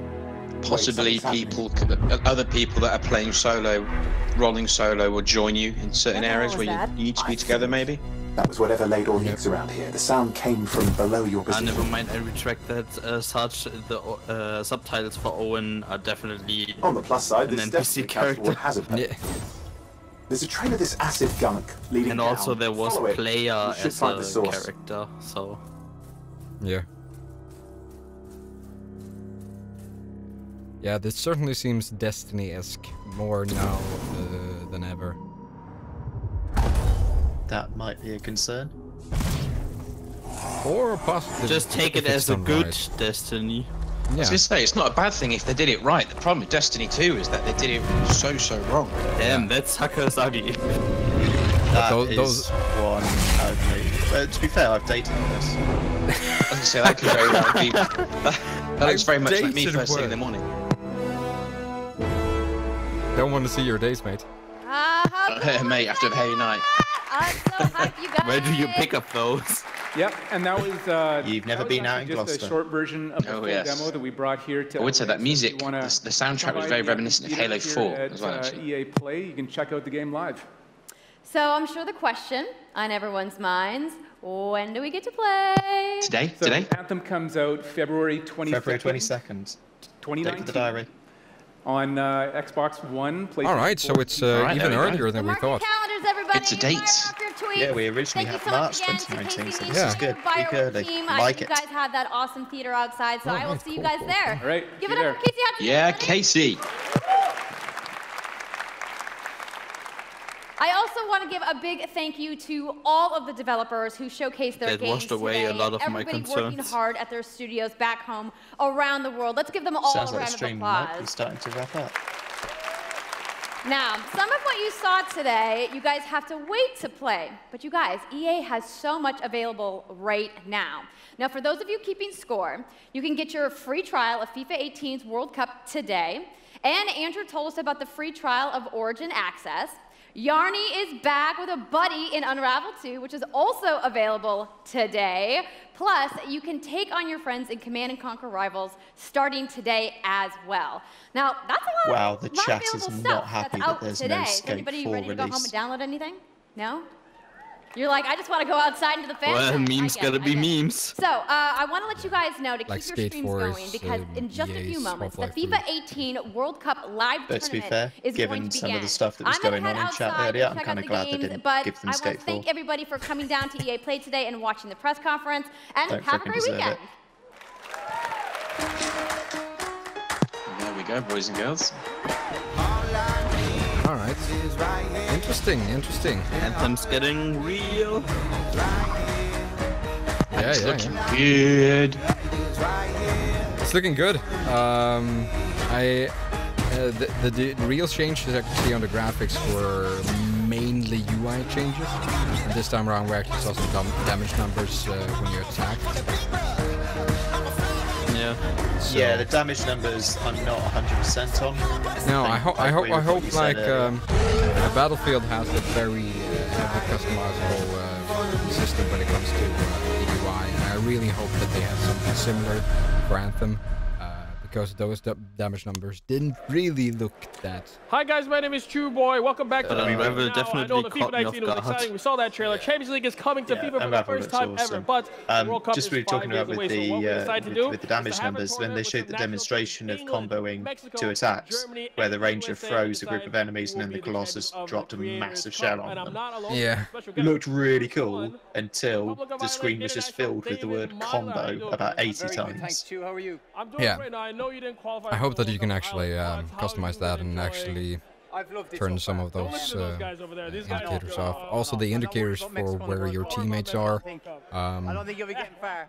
I want to make those smaller, and also the nameplates and all of that. No, I've really enjoyed it. I think. I hope there are combos in that you can do in the same class, because we only saw them between the different classes.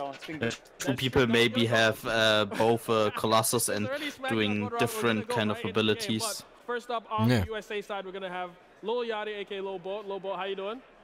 All right. Don't want to derail anything, but on a live stream, there is a chap wearing a green shirt, and I have to admit, his moustache, wow, that is bold. That is bold, sir. You know him from being one of the kings of Vine, the king of Vine, I would say. Yeah, yeah. I'd say for the UI, Wasn't paying attention. Say that, right? I would say that I'm He also hoping has that a you've got the top. ability to sort of, Check it out. what's the word? Yeah, you know. Comedian as Change the well. colour scheme about as well, because there's a lot of greens and browns going on. So if the UI doesn't stand out enough from someone like me, it's going to be a struggle. YouTube, Instagram, you name it. Yeah, but for me, it's the opposite. I want the UI to stick out as little as possible. Or maybe they'll have like a colourblind mode like Battlefield does. Hey, I'm Yeah. not on Netflix, but hey, let's go. We're gonna know how to win, play right? the game, so let's go, baby. Let's go. It's not on Netflix, but the biggest FIFA. But there we go then, guys. We got more information. We finally got to see all the javelins. We got to see more working together. We got a bit more background on what's going on in the world.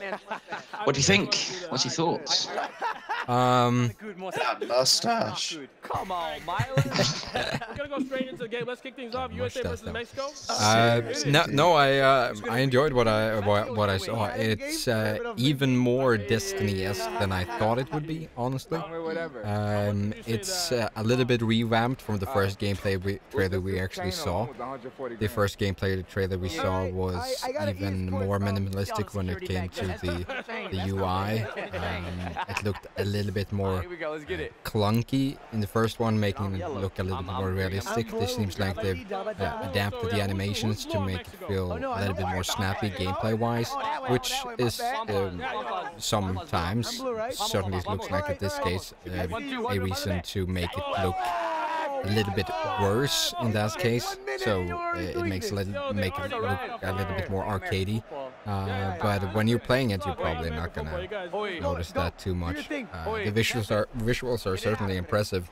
Here we go, pass it back. Just I reacted to the UI because that's one of the things that I personally am really passionate about, because UI a lot of times, like, I'm allergic to Ubisoft games just because their UIs are all over the place. I think Splinter Cell's probably the only Ubisoft game I've ever managed to successfully sit through. Yeah. Yeah, I mean, I love the gameplay of The Division, for example, but the UI, there's so many indicators everywhere. Oh, it's just balls, isn't it? Yeah, and that just takes me right out of the immersion. I feel like a cluttered UI and a bad UI is the worst immersion breaker there is. So I'm a little bit concerned about that, just because immersion is one of my top important factors in a game. So. Here we go, Chicha. It's understandable. Yeah. But something now in hindsight I'm a little bit surprised about is, in comparison, Anthem and Battlefield, we got a little bit less of Battlefield, even though it's closer.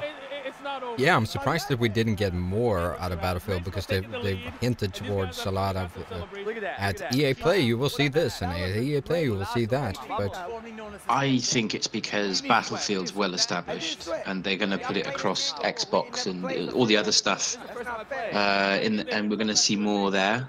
I think Anthem being a brand new UI and having the delay and then the loot box fiasco, I think they felt the need to give it a lot more time to ensure that it could get an opportunity to undo some of that damage. Yeah.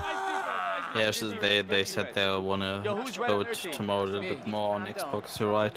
I totally forgot about that. Okay. My bad. Oh my God. Yeah, super. I mean, it was good. It was good to hear them talking about the game, talking about the story. And they're really open as well. Casey especially is super open about everything. So I am hyped. Really, genuinely. I just want to get playing now. We need to get our hands on this game, Sash. There's only one thing that I'm kind of confused about. They said Tarsonis is the single-player experience, and you have choices you can make. So if you're playing with your friends in a regular group, it could be like that Tarsonis for them is totally different from the climate, from the society, than yours, because of the changes you make. That could be a little bit immersion breaking, maybe. Yeah, maybe. Hey, just take that all the way to the crib. You go. Don't pass. Just go. Yeah, there we go. We'll take it. But I think it's kind of interesting the way they approached it, so that it's actually a single-player experience. I've never seen that done before. Right now, the feel I'm getting is that Anthem is going to be a third-person Destiny. That could be, like... It could be a good thing as long as they've learned their lessons from Destiny 2. That's very, very critical. Well, yeah, they have a great example to how to not do a game in that style. I mean, everything about Destiny 2 was great until you actually came into the he played it. The end game. Yeah, I played it a lot, but there was like the content at the end. It was barely none. If you enjoyed the PvP a lot, then well, you had a lot of replayabilities, because I played the PvP a ton, but the PvE not so much. Basically just grinded some PvE person. Yeah, but the PvE was just grind some areas that you've already been to a million times. You mentioned it in the beginning, but now I see the Despacito all over the chat. I don't get it. I'm confused. Alright, I wonder, is this the new FIFA game that's gonna come out, or is this the old one? Haven't paid attention, I'm no, sorry. I'm yeah, it'll be the release of FIFA 2019. so it'll be the game for next year. But if I'm correct, Luke can probably correct me on this, but if I'm thinking it correctly, the FIFA game for 2019 is going to probably be released in the back half of 2018. Usually the way it works. Yeah, absolutely. It'll be FIFA 2019 Electric Boogaloo, probably. But yeah, it's always at the end of the year. It's always in time for Christmas, holiday season, because the kiddies want their football game. Yeah. Yeah, they do.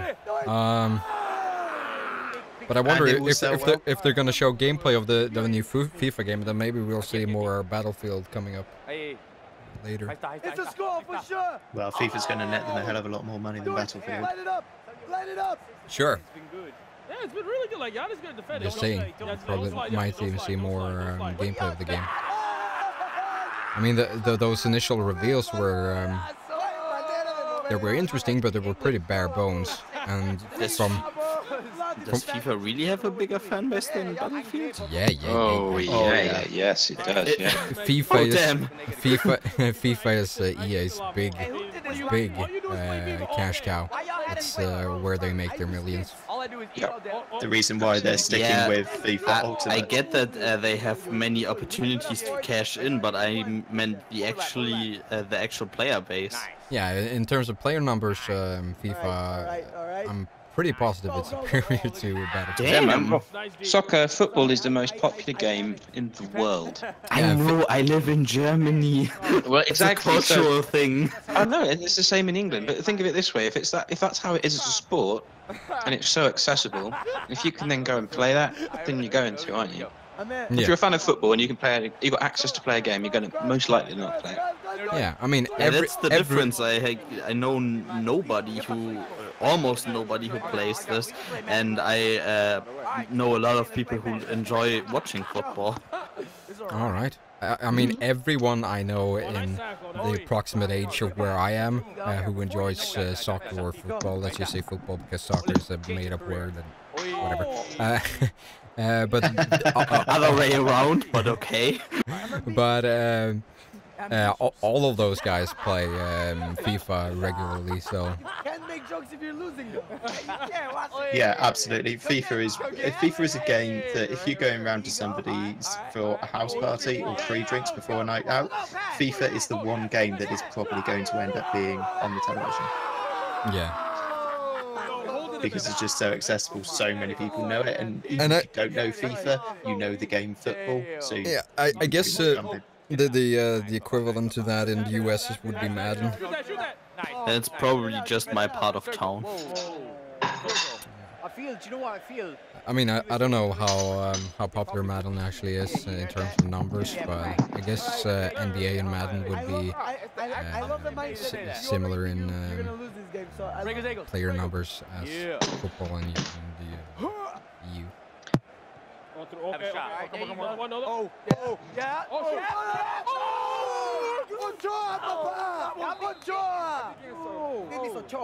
How y'all be cheating like that? I want to see how. Look at how fast he is. Honestly, I don't think the scoreline is representative of what has been going on. Wait. I definitely think they deserve a goal. All right. They dropped almost 100,000, 90,000 viewers on Twitch. I'm going in hot. Switching over to this gameplay only. How you knew how to do that move?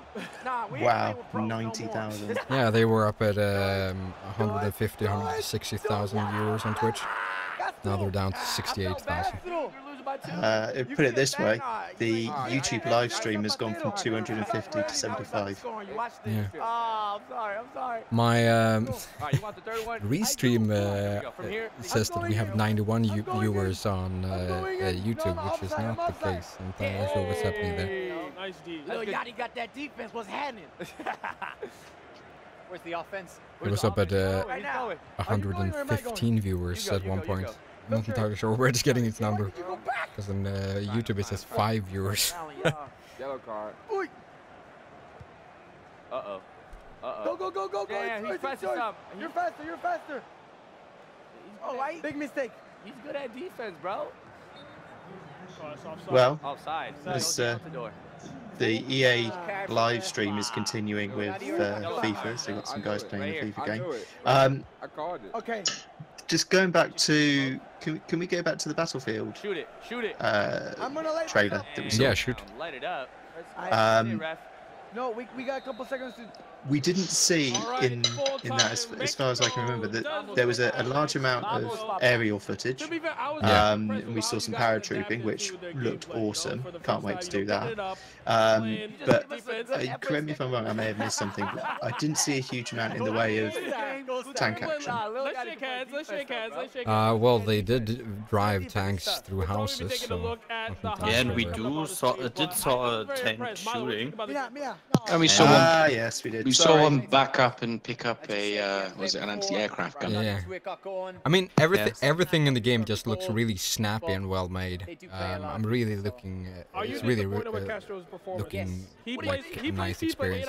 Like this footage compared to when they first showed Battlefield 1, it can't even compare the feeling I'm getting towards how the gameplay will feel. Yeah, but I know even though it's a stretch, we saw 2 big ships. It would be interesting if there was some kind of steamer or even a possibility that you can maneuver one of those ships. I don't think it's gonna be the case. Like in Battlefield 4, they had a mode late in its life cycle where each team had its, or I think at least one team had this big tanker ship or whatever you want to call it, big thing, which was the base where the other team attacked, and their objective was to take that ship down, sort of. So I'm thinking that it's probably going to be a game mode that is similar to that. They're going to make the introduction of that game mode. From what I know, it was quite popular. Like Battlefield. Imagine if you have those smaller boats and you could board some of the other team's ship. That would be kind of nice. Yeah, I'm positive that you can. I'm guessing that both the ships will have be the main base for the water vehicles. It will probably have some sort of anti-air cannons on them, and there might even be ways for you to actually get on those ships and destroy stuff on them, so they are less effective. That was always the way with the older games, wasn't it? Like Wake Island, for example, where you had 2 carriers either side. Yeah.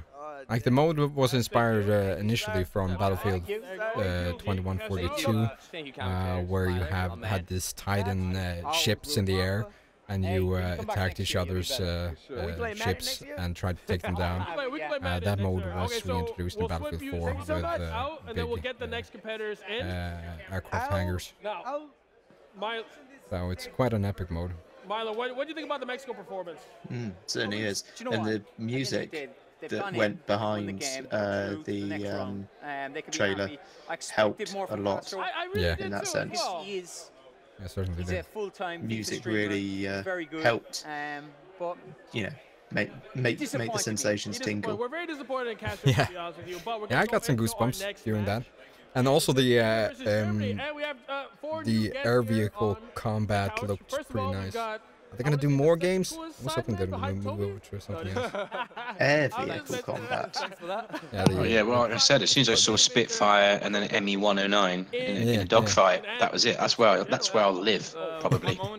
Yeah, it's probably going to be a little bit more snappy. I guess it's going to be a middle ground between Battlefield 4 and Battlefield 1 in terms of how the vehicles handle and how they perform. It's not going to be, obviously not going to be yet in terms of how they fly and how they act, but probably no, not I be agree. as slow as Battlefield 1. I'd like to see that the aerial combat is a little bit more segregated than it was in Battlefield 1. Battlefield 1, I usually feel that the air combat was more just sort of, I'm just going, it's ground combat, but I've got a massive advantage. Yeah. The dog fighting wasn't that, it wasn't that interesting in Battlefield 1. The dog fighting in Battlefield 4 could be really interesting at times. Yeah. We're fine. Then also in Battlefield 4 you had is Germany going to win the World Cup? You had I hope so. your inventory of you guys sounded very weapons and toys and tricks and everything like that was substantially more vast than what we had in Battlefield 1 for fairly obvious reasons. Certainly. You guys seemed very confident backstage. You said that you guys came here to win. But I mean, that is going to, like, Battlefield 1 in its own right is a pretty stupid undertaking in the game, just because of the lack of equipment that you have in terms of in comparison to like World War II and modern shooters. So it's going to be nice that they're moving over to World War II, where the weaponry was a little bit more advanced, because there's going to be even more gadgets to play around with there. I think the uniqueness of producing Battlefield 1 and producing a game in a theatre of war, which is so rarely explored, especially in AAA gaming, was probably made up for any lack of variety that you may have had. I actually thought it was incredibly clever, because think about it, you go somewhere that's never been done before, you move away from the modern and future settings that people were getting really tired of. That was fresh and got people excited, and then after a while they got a bit bored because they realised, oh, we don't have all the cool stuff, we kind of want some of that back. So then you take them to World War II and suddenly they really appreciate that all over again because you got more stuff. Yeah. Neymar's coming back from injury. Can I just say that I enjoy that Germany versus England in the background?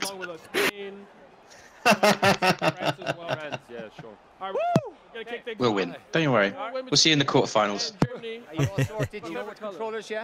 Yeah, we're not making out the group stages. You think?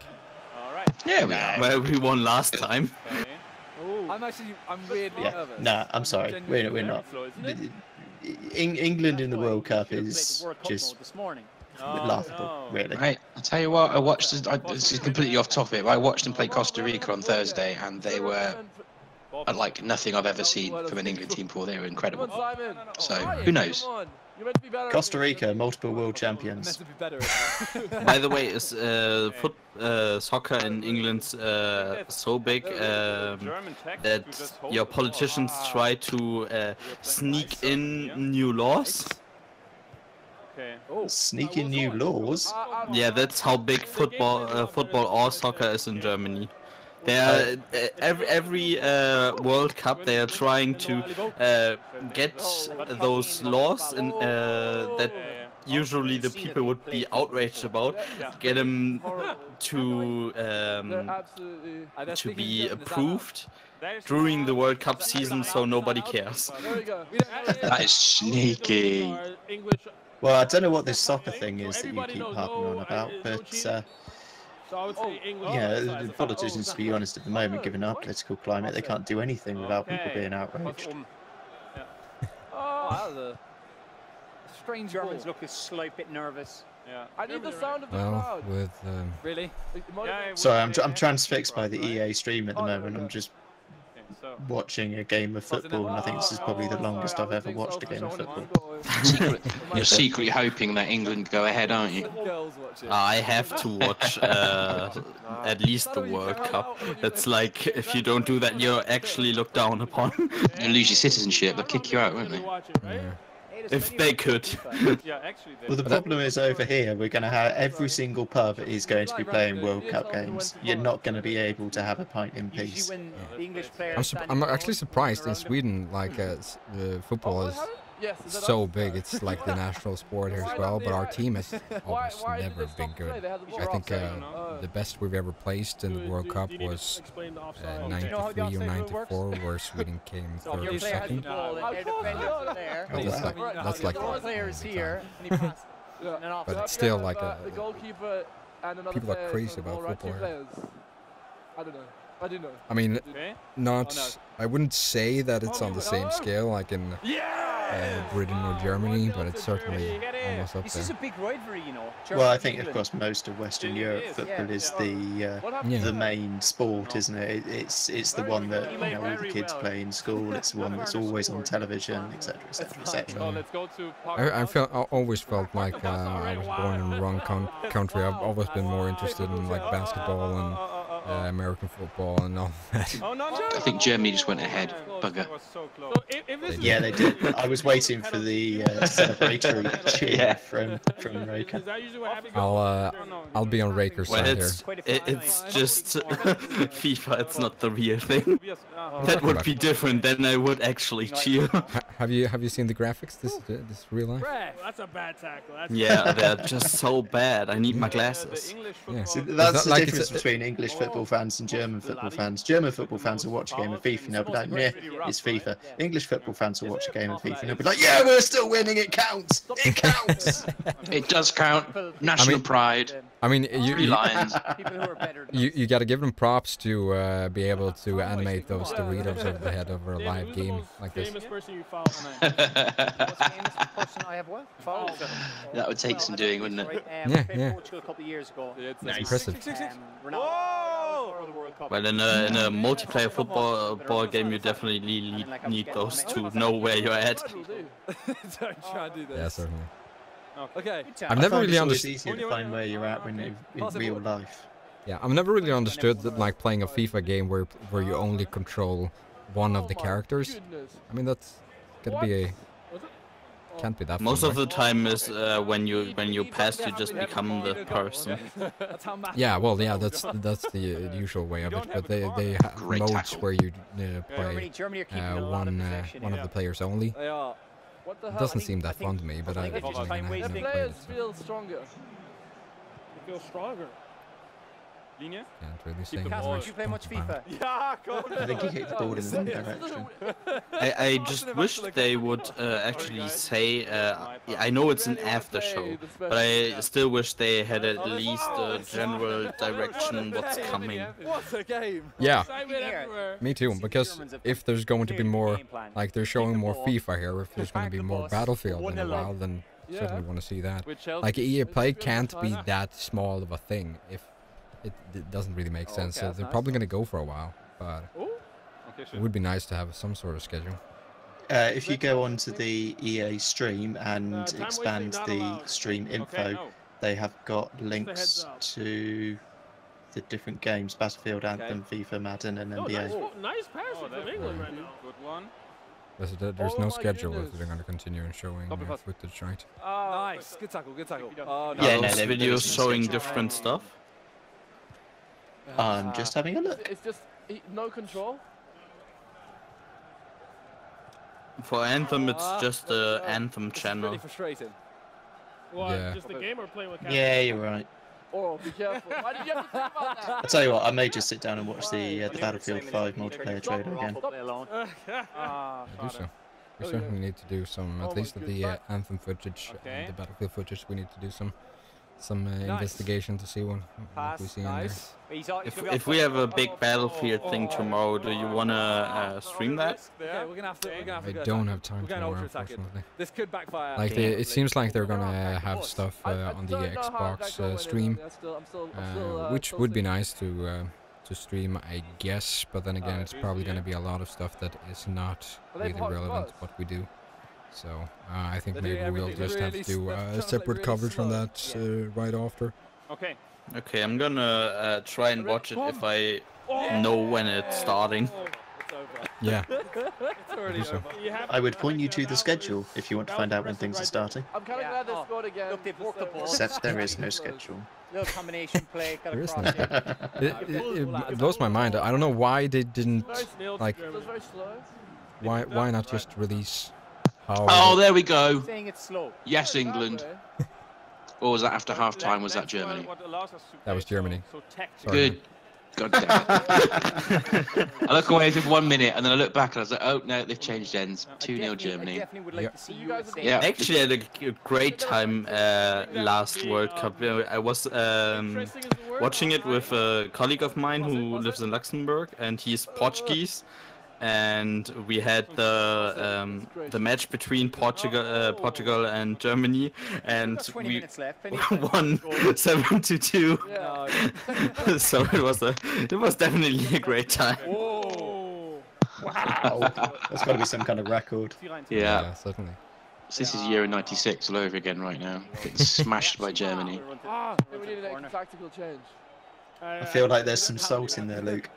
No, I think it might be. Germans. A little louder, right? Yeah. The funny thing is I don't even really care about football, but it's just such a social event here. That's just fun. It's the same here. I mean, I don't care about football, but we're winning. Yeah, there's an excuse to get drunk, so why not? But yeah. The thing with Germany is that their team always seem to be slightly better than ours, no matter how well we're doing. A bit like Portugal. It's just the two of them. We just guaranteed to go up against them at some point, and then it's stupidly close, or we get smashed, but we always lose. It's very annoying. There was actually only one time in my life up to date where I actually enjoyed a football match. It was just some random match on television that ran someday, and Dortmund, one of our football clubs, they just played so great and so genuine that I actually had fun one time watching a game. Just the once. Shout out Borussia Dortmund. I had fun watching a game once. It was England versus Germany, and we won 5-1. We had to have a shot, didn't we? We Germans block stuff like that out of our memory. We just write it out of history. It didn't happen. There's all kinds of things that get written out of history. Stop winning in football. Do you want to repeat history? It's all coming out now. That is not a healthy thing to do. Oh dear. Well, yeah. All right. I think it's over. Probably best we leave that one there before something happens. People get way too offended way too easily. You need to look at yourself in the mirror. I know, I'm very disappointed. Full time. It's not very impactful. Come on, very now. Duke Ferdinand. Oh god, I hate that face. Go away. Oh, it's that guy, the smell your butt guy. I hate this person. What's his name? Was that an actual person? Löw. I don't know the first name. Yeah, they're all the YouTubers, aren't they? FIFA YouTubers. Yeah, I guess. I don't know. Okay. Joachim Löw is his name. Yeah. He was the yellow guy. I love that he was basically a sex symbol before that, and then he did all that. When was this man a sex symbol? What the fuck did he do wrong? And I feel like haven't you seen the footage where he smelled his own butt? No, I just know his grumpy face. All right. Well, there's footage of him scratching his butt and his balls, I think. We didn't have any. We didn't say. I don't know if it was on news one time. Yeah, I don't know if he tasted his finger after that or whatever it was, but it I think he just sniffed it. Yeah, and he's done that multiple times as well. There's multiple segments footage where he does that. It's like, come on, you know that you're always filmed. Why? I mean, it's got to be something that he does unconsciously, but still. There are people who would pay for that on the internet. We don't actually get to play The first awkward handshake. We finally got it. We have a match. What, We'll have a match later tonight. Oh, okay. So A mix between fist bump and handshake. That's a classical one. People's brains sort of short circuit during live events like this. German shirts with their 4 stars obnoxiously above their crest. It's so obnoxious. By the way, because I'm still not really a football fan, is it that because they won so many times, or why are they there? It's because they suck so hard. Oh, that makes sense. No. Yeah. You know exactly what those stars represent, Patrick. Don't make me say it. No, that was a genuine question. Let's put it this way: we have 1 star above ours. You have 4. Brazil has, I think, 7. This is going to be interesting. It's 1 star for every time you've won the World Cup. Oh, okay. And the skills. Oh my God! They get something for Europe? God damn it, those guys again.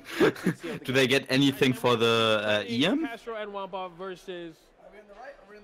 Anything for the what? For the European Cup. Mexico's gonna be at home. The Euros. I don't think so. No. Mexico's gonna be home. Germany. No, what they The do. Euros suck. Exactly, right? I mean, anything for that means I would be more. Sorry to interrupt your conversation, but I would be more interested to see what's actually on the show floor, what people can do while there.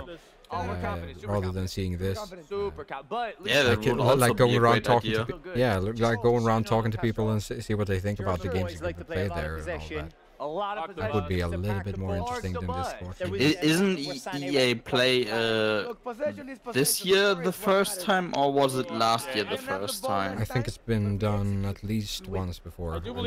Twice. Because they only did it because they wanted to represent themselves and not only on E3, I think. Yeah, well, when you were at the E3, I think you need to pay fees and whatever to attend and all of that to get a spot and whatever. And I guess it made more sense for them to just make their own stuff without having to pay then they someone else. definitely should show what's on the floor, because it's a quotations new thing, and so they should do more representation from their own convention. Yeah. And I know James has already covered this, and I know that it's really not something you should say, but Top Knot and Moustache, that guy is douche. Oh. I don't know why you care so much about that. I just missed it. It offends me. I look at it and I just want to reach through my screen and slap the moustache off his face. Maybe it's even Kid Dawn. It's mesmerizing in a way that it should never be.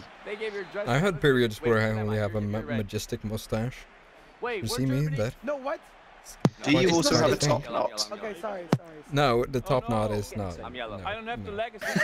Exactly. It's not the moustache in and of itself. It's the fact that he's combined it with a really ropey top knot. It must be said as well. There's barely enough hair to make it. It's just. I'm looking at this and I'm kind of feeling that I'm missing Jose, the guy from the beginning.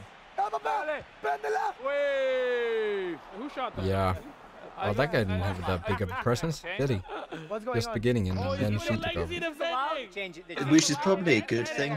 He will feature later in the week. I think she was just there specifically for the press conference. To do the important bits. I'm still surprised that there's not more of the main event.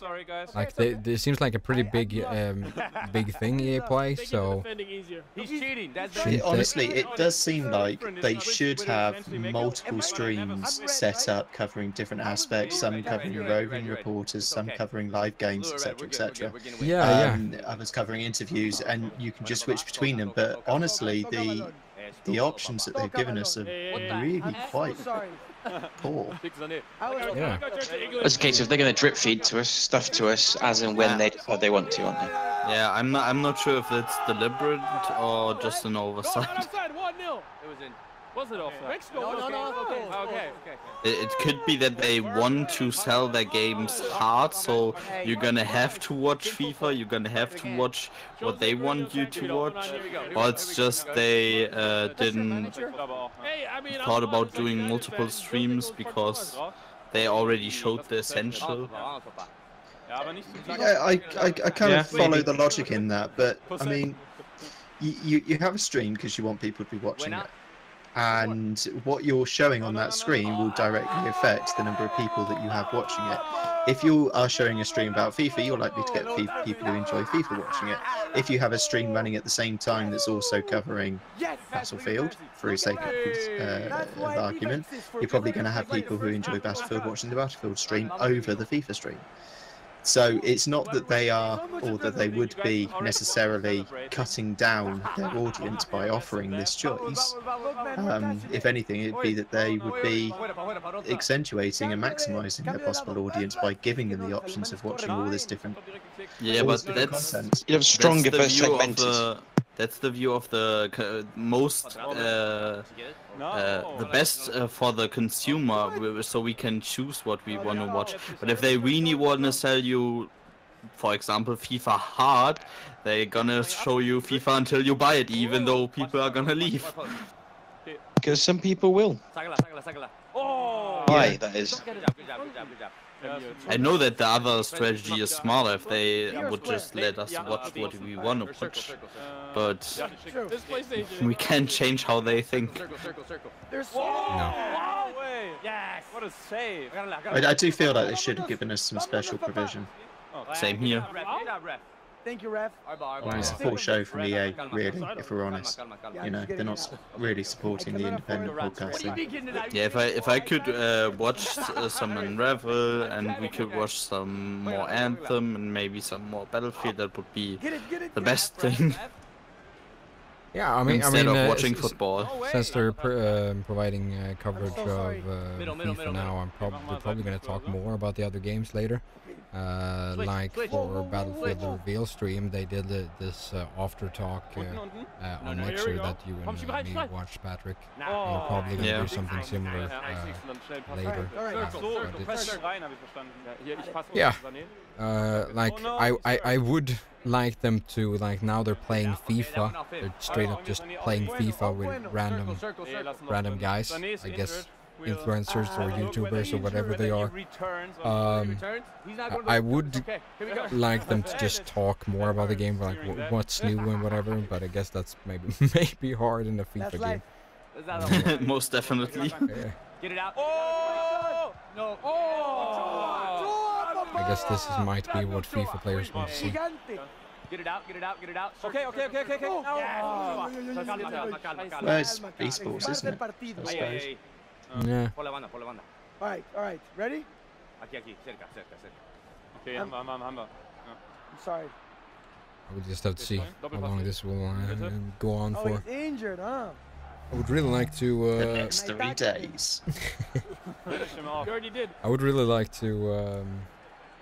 Yeah, see some more of the other games, like that EA original game. I'm still thinking about it. The one called something of Solitude. Whatever. Hey! Yes, that did look very good. Yeah. Really enjoy the art style of that. I got to say. Yeah, it reminded me very much of a game called Oxygen that I've been playing. Alright. Now the guy's just talking German. What the fuck? We're in their head. Oh, sorry, I've actually muted it because it was distracting me. Well, to be fair, I find that the start a bit more distracting than anything else right now. Okay, you got the players. Hey, we got a question in the YouTube chat. Will monthly subscription generate more money than loot boxes? Okay. They didn't talk anything about monthly subscriptions, did they? Okay, good half.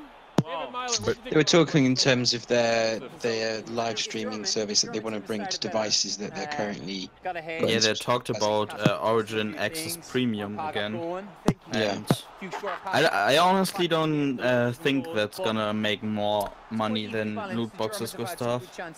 No, but that service will generate more money in the long run when it comes to sales of games overall. They talked about some sort of premium EA Access service where you will get all the games that they release. I didn't hear them actually stating what it will cost.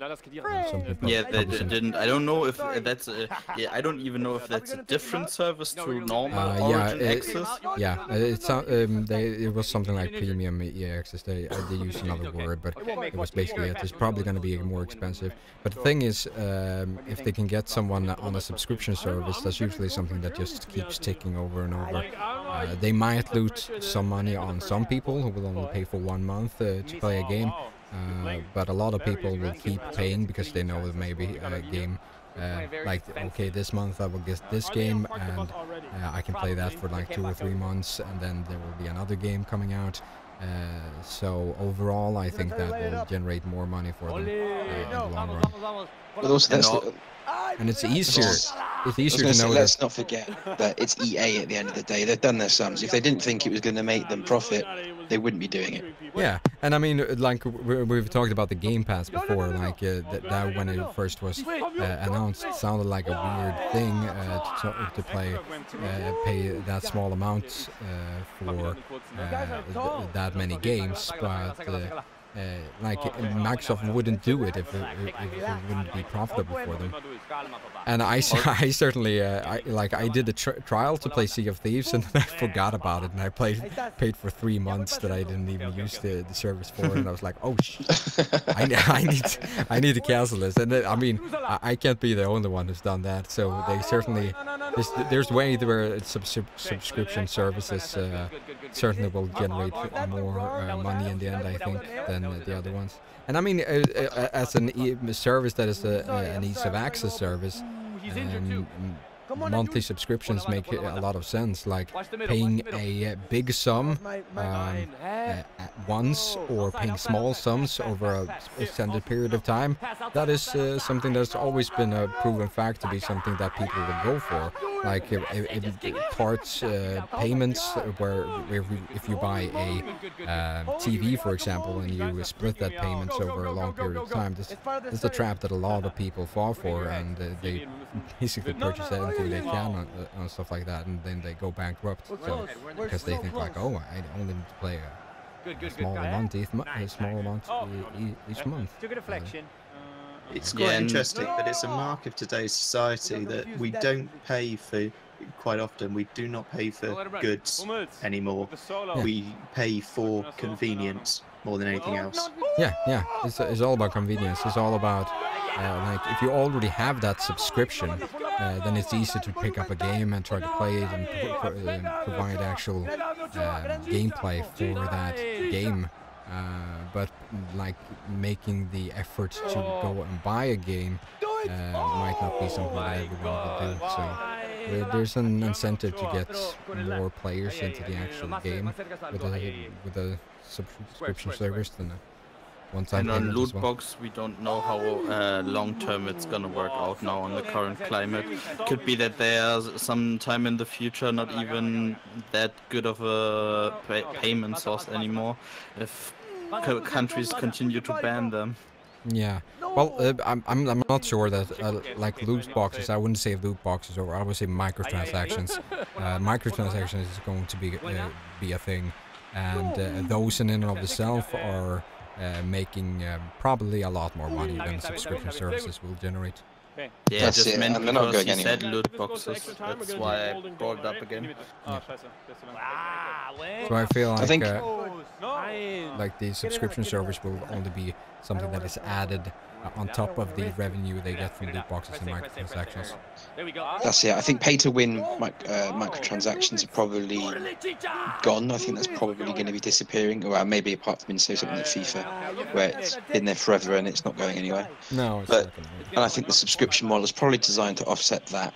But like you say, sort of microtransactions around, you know, bits and bobs and clothing and war paint and whatever, that's there to stay, and it's a choice and it has no real effect on your gameplay unless perhaps you're playing Battlefield, you decide to make your face blue and you get shot all the time. But I mean, that's your choice and your money at the end of the day. Yeah, and between subscription and microtransactions, it's obvious that microtransactions would rent more money than subscriptions. I mean, it's a multi-billion-dollar industry, I guess. Most definitely. When it comes to like the microtransactions and the loot boxes and all those.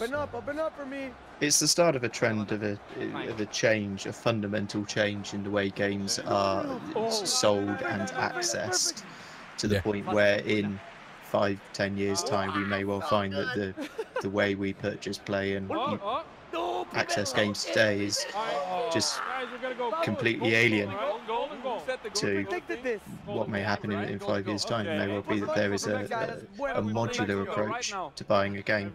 Yeah. And the majority of people never fully actually access the majority of the game.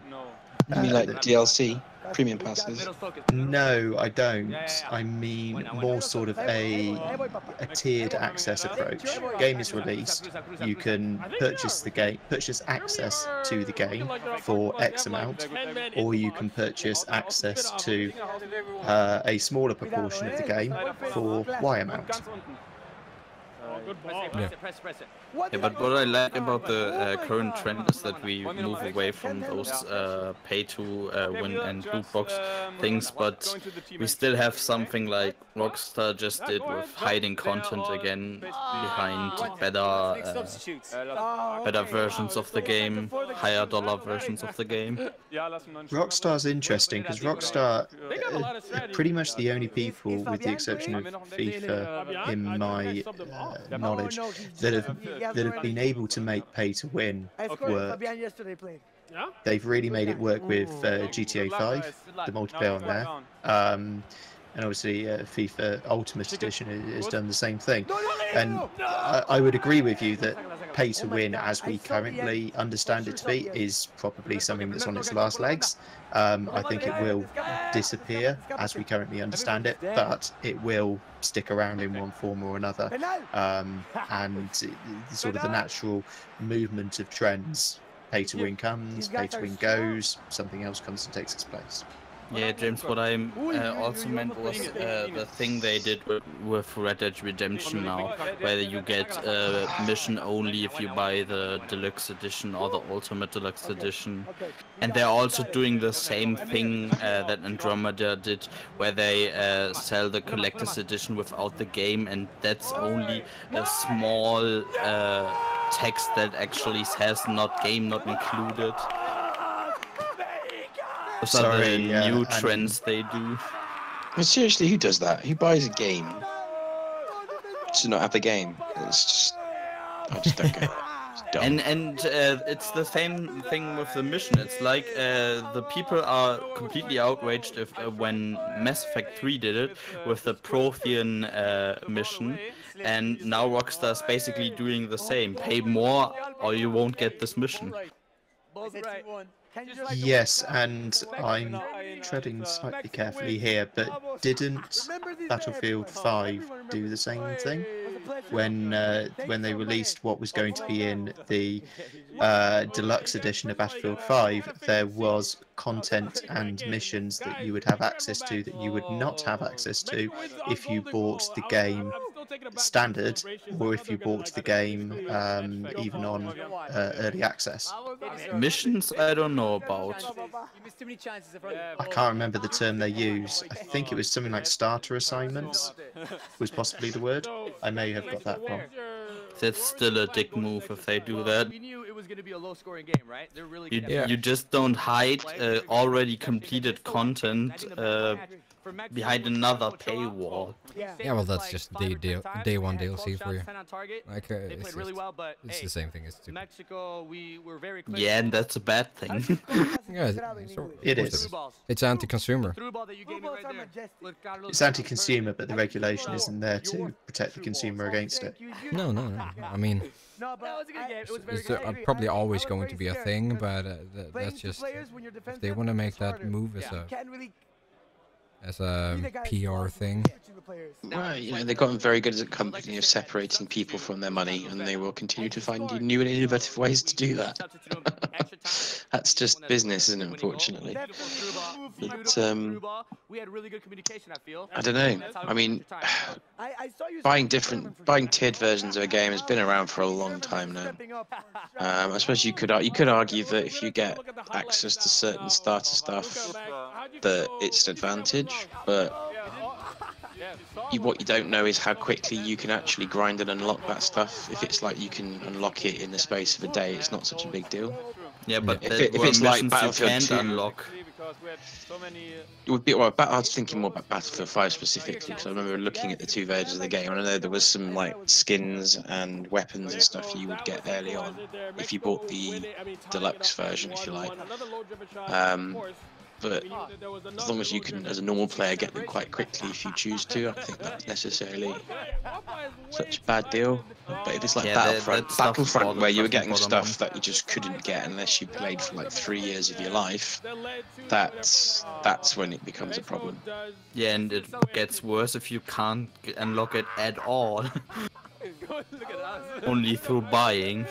You guys might owe EA some furniture after this. I don't know. Yeah, and we're not going to know how long it's going to take. They're probably not going to be telling us how many hours of gameplay we're going to need before we are able to unlock X, Y, or Z. Now we do have one little surprise. We do have another match coming up. It just makes no sense for them to do that. We're going to substitute. Alright, so they have one more game, as it seems, on the stream, and then maybe we'll see something else. Amazing game. Thank you. Good luck. Well played. I don't know, the stream seems to be a very excited mustache on the screen. Probably Cristiano Ronaldo, for sure. Cristiano Ronaldo? Yeah? Yeah? I thought you might want Leon. Huh? Maybe Miguel Leon. Well, I love the two presenters. You got the one fella who doesn't look like he really gets football, and you got the other guys sat there wearing a baseball jersey. So it's yeah, it looks like neither of them look like they're particularly into football or soccer, as they probably call it. They look quite bored. Okay, so the Germans are out. There's one more special game. Oh, y'all play FIFA or not?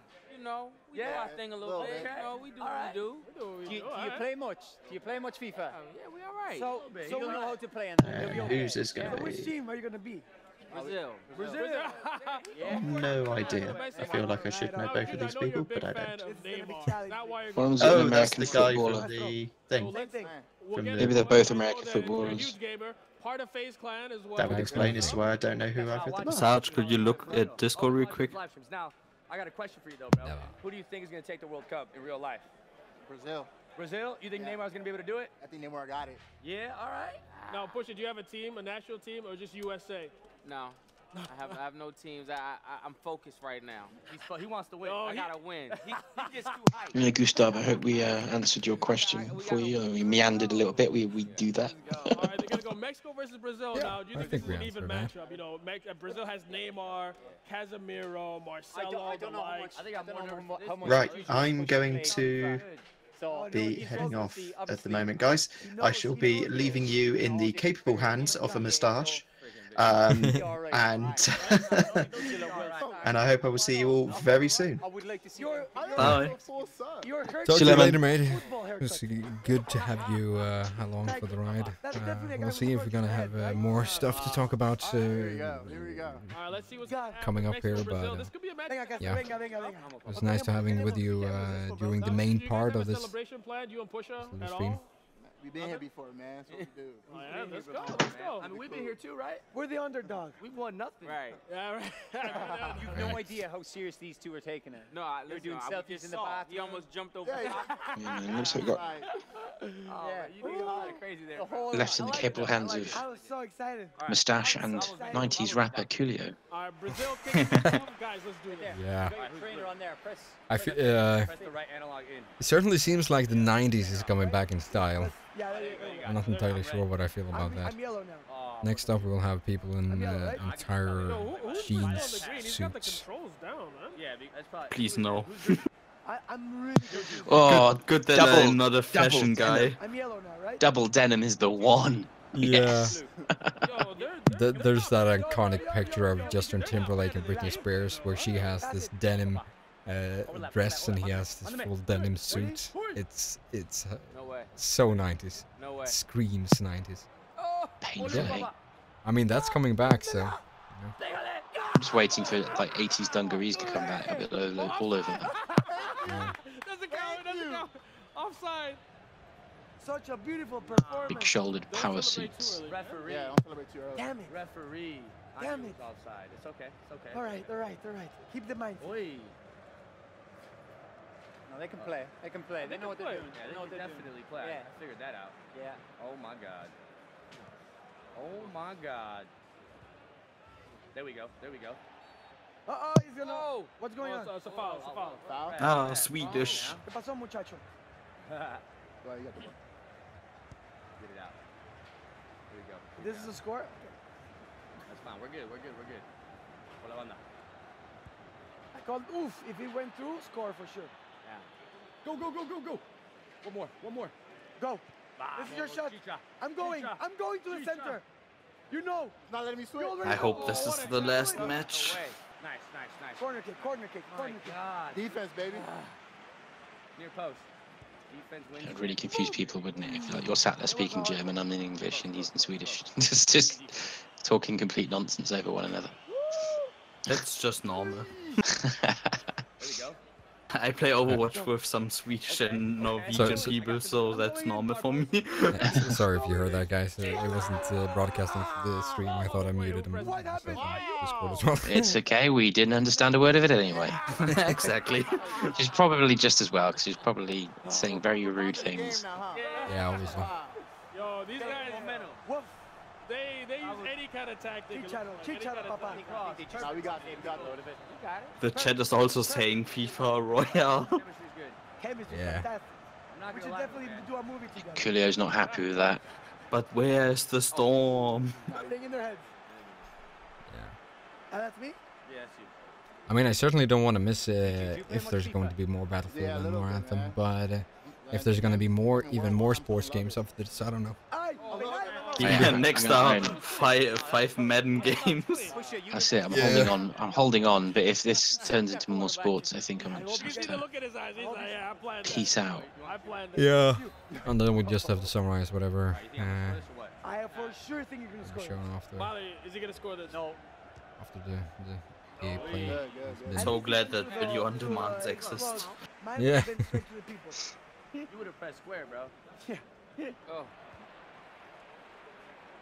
Filter it. Oh, that's me. Yep, you got it. Yeah, but you guys are on another note, just for the project itself. You're more than welcome to just write down any notes you can take from the at least Battlefield and Anthem footage you've seen, the trailers, the gameplay, whatever. If you see any interesting mechanics and whatever, and you can just send that information over to me, and we can to make some videos. I'm too focused right now, bro. Last video was quite popular, so yeah. Something we should do more of. Go. Is he getting good coverage? Right here, middle. Yeah, almost 200 views on that one, and No. You run out of bounds, bro? 12 or 13 likes, so it's more than the podcast getting. I'm sorry. Sweet. Sorry. Mistake Yep. for sure. Come on. Hey, we're good. We got you. Right here. Middle. Yeah, buddy. No, you. We're good. Oh, right here.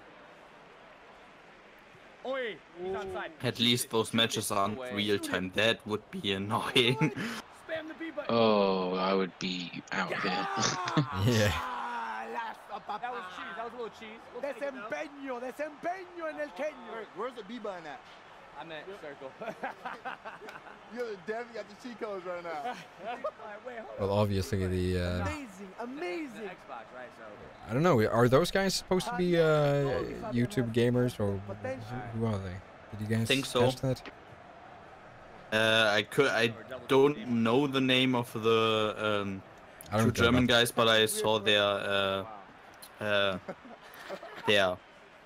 I don't know, nickname. I think YouTube name. I think it was YouTube. Yeah. So I believe all of them are YouTubers except maybe the Run on the Right. Maybe there's a unknown Z celebrity mixed in there somewhere. Yeah. I think it's probably I don't know what was his name. Fluffy Bobblehead and Douchey Tashman. That's probably the names for them. Amir. What was that? And they are country singers, of course. Portuguese country is a very, very niche music genre. What are you talking about? That's worldwide. Everybody listens to Portuguese country music. I think the most boring was probably the most adrenaline, right? Probably. Oh, that's me. I think anything for you is adrenaline. Oh, that's me. Yep. Oh yeah, you like that? Come on, let's get the 3-0. Come on. Oh no. Well, the Go. I mean, I guess we could have guessed way ahead that who would have won this game. And it certainly seems like... Well, the two professional FIFA YouTubers versus the two American footballers come 90s rapper. Yeah. Yeah. I mean... Probably enough, FIFA is a game that doesn't sell as well in the continental US. No. It would be interesting to see the numbers between the different continents, honestly. Yeah, I think it's kind of interesting how football is big in so many European countries, and they just have their their football. And I was going to say, Patrick, it's like football's popular in every country apart from. It's bizarre. Yeah, and baseball. Don't forget baseball. They will hit you over the head if you forget it. Oh my God. Go, run. Now, see? I got your head. Okay. There it is. Pégale. No, it's not. Come on. I'm so sorry. Come on. I should have lit it up, right? That was good defense, man. That was real good defense. Inside. Oh, man. I feel like the Oh, I like it. Go. Cruza. Ahí está. the only country that You hit that with your purse, bro. Come on. everything is popular in is probably like Japan. They seem to be into everything. Well, it's because big enthusiastic is their national sport, isn't it? They just love it. They just love everything. Yeah, I don't think they have basketball, baseball, and stuff like that. Yeah, they do. They're mad for it. They have baseball and basketball, and they have soccer, and they have American football. They're like the only country outside of the US which has national leagues in those sports. Yeah. Like you have crazy Japanese about basketball players in it. Everything. It's so interesting that they are so adaptive, even though they are famous for being xenophobic. That's irony. That's real irony. Yeah. Wow, the disrespect. Well, Japan is a lot of things, and then certainly is a country of sports. Or enthusiasts of sports.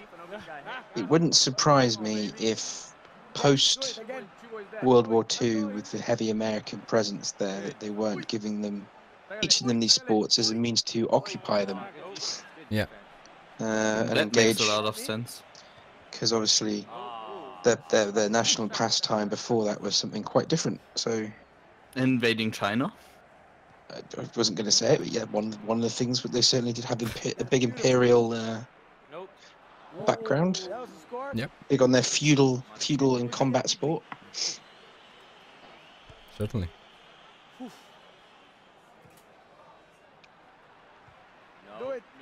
Oh, come on. Is that Neymar? That's Neymar. I mean, let's not talk about martial arts and stuff like that. It's always like in Asia, I guess, overall. It's pretty big. It is. Oh, if I could, I would definitely want to go learn some martial arts.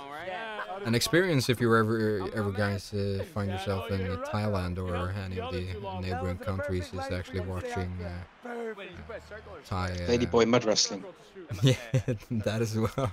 But Thai boxing. Yes. Oh, I'd definitely be up for that. Yeah, I watched a tournament like all different ages, a local one, when I was there, and that was a really experience. There was like the ages from I think it was like 8 or 9 up to adult classes. That's full contact as well. There's no messing about. Yeah. I mean, it's really weird watching kids just hammer down on each other. That's certainly something.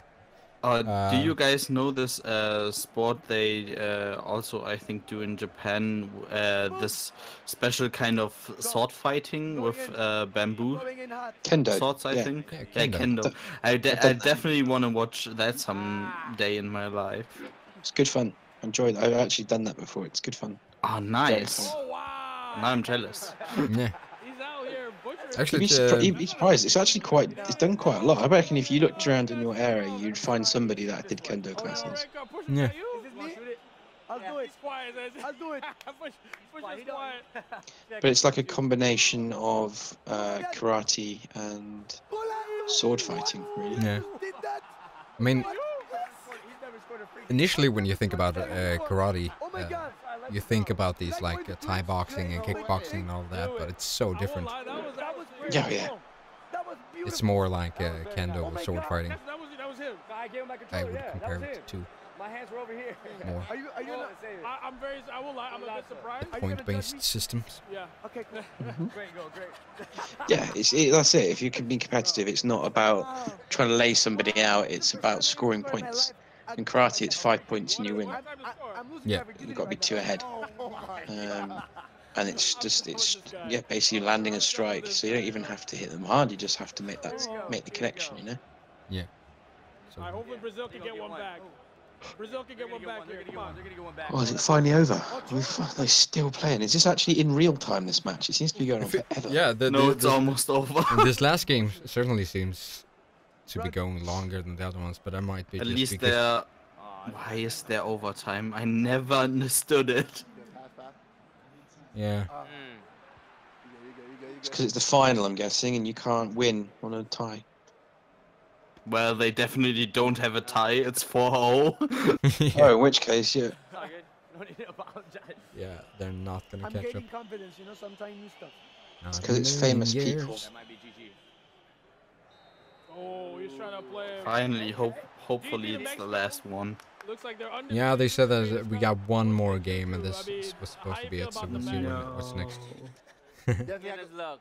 I hope they get some variation in here, so they take something else than a sports game, and then maybe we jump back to another sports game instead of just having all of them at the same time. And now they're just gonna close up. Hell yeah, awesome. Now Team Mexico. Yeah. What is it about you? Then I would get mad. If the stream's just gonna end here, I've been waiting for nothing. That would be... It's the tacos. Wouldn't be the first time for me. Wow, it's the tacos. I can't believe I scored that.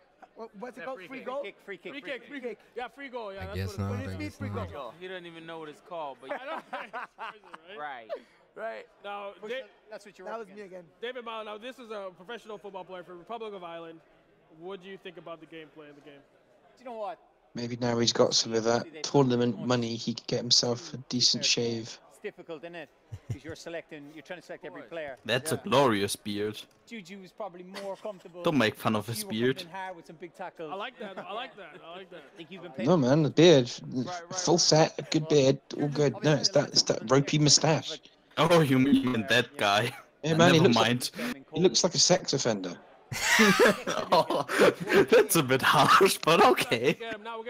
No, like if someone showed you a picture and said to your child and said, would you run away from this person? They would say yes. I would also say yes, but that's besides the point. That's a heck of a mugshot. He's probably a really good guy. I'm sure he is. But he doesn't have a good fashion sense. Clearly the people in his life aren't good people, because I feel like they should be telling him, you look like a criminal, mate. He's my Dumbledore, you know? Yeah. It's up potential. They're waiting on highlights. Wow. Oh, he's my Dumbledore. Fabian. You got that. Maybe there's like a really good story around it, like. But I want the Irish guy's beard. He hasn't shaved his moustache or cut his hair since he won a big tournament, and now it's like wearing lucky pants. Now he just has to leave it, because otherwise he's afraid he'll lose. Maybe he forgot it's not November anymore. Yeah, I mean, in Sweden we have this like prostate cancer campaign sort of thing, where it's called the mustache campaign, where you grow a mustache. Yeah, Movember is what we call it. It runs through November, and you grow a mustache. It's probably the same as Sweden. I think there should be Yeah, that's almost worldwide now. Yeah.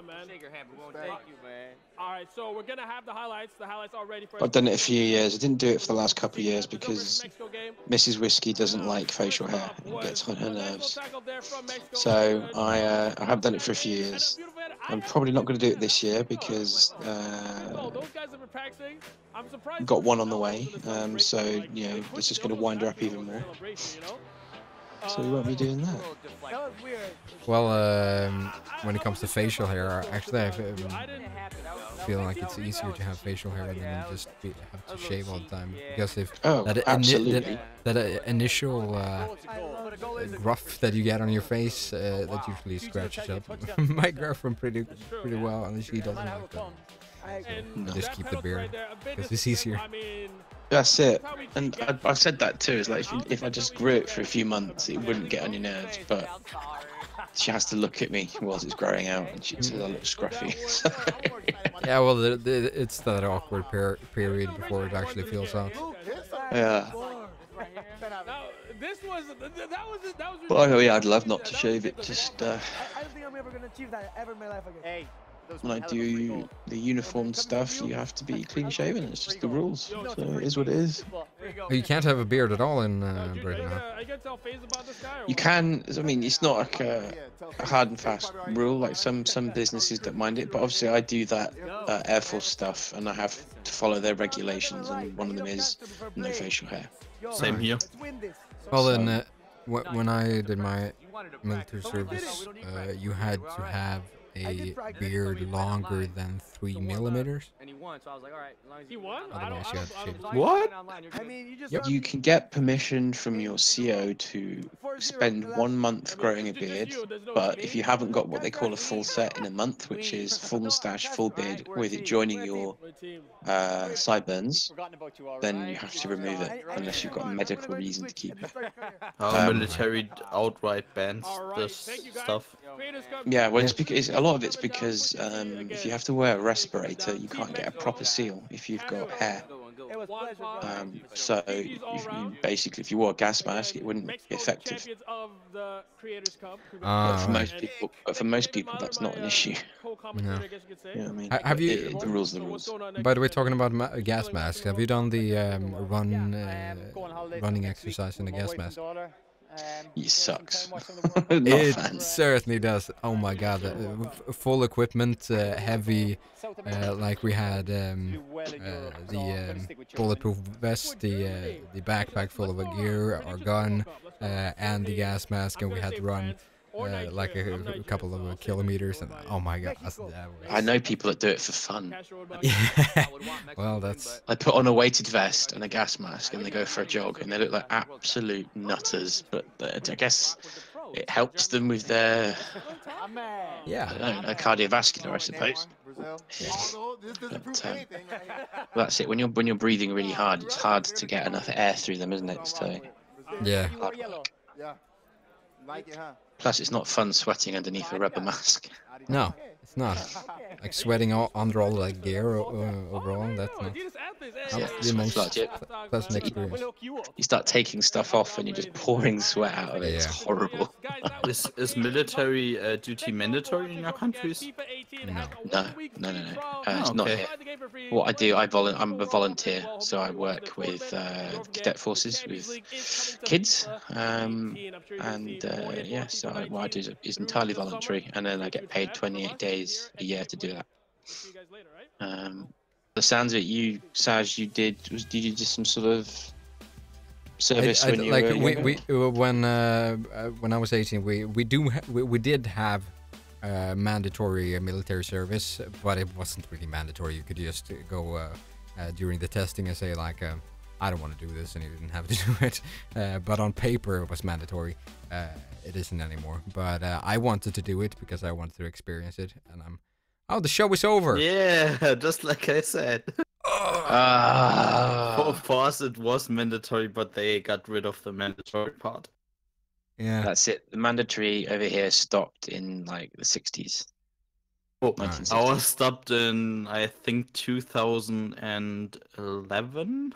Yeah, I was one of the last batches of recruits that were on the mandatory role. I think the one after us was the last one as well, and now it's only paid recruits. Like you can apply for a job.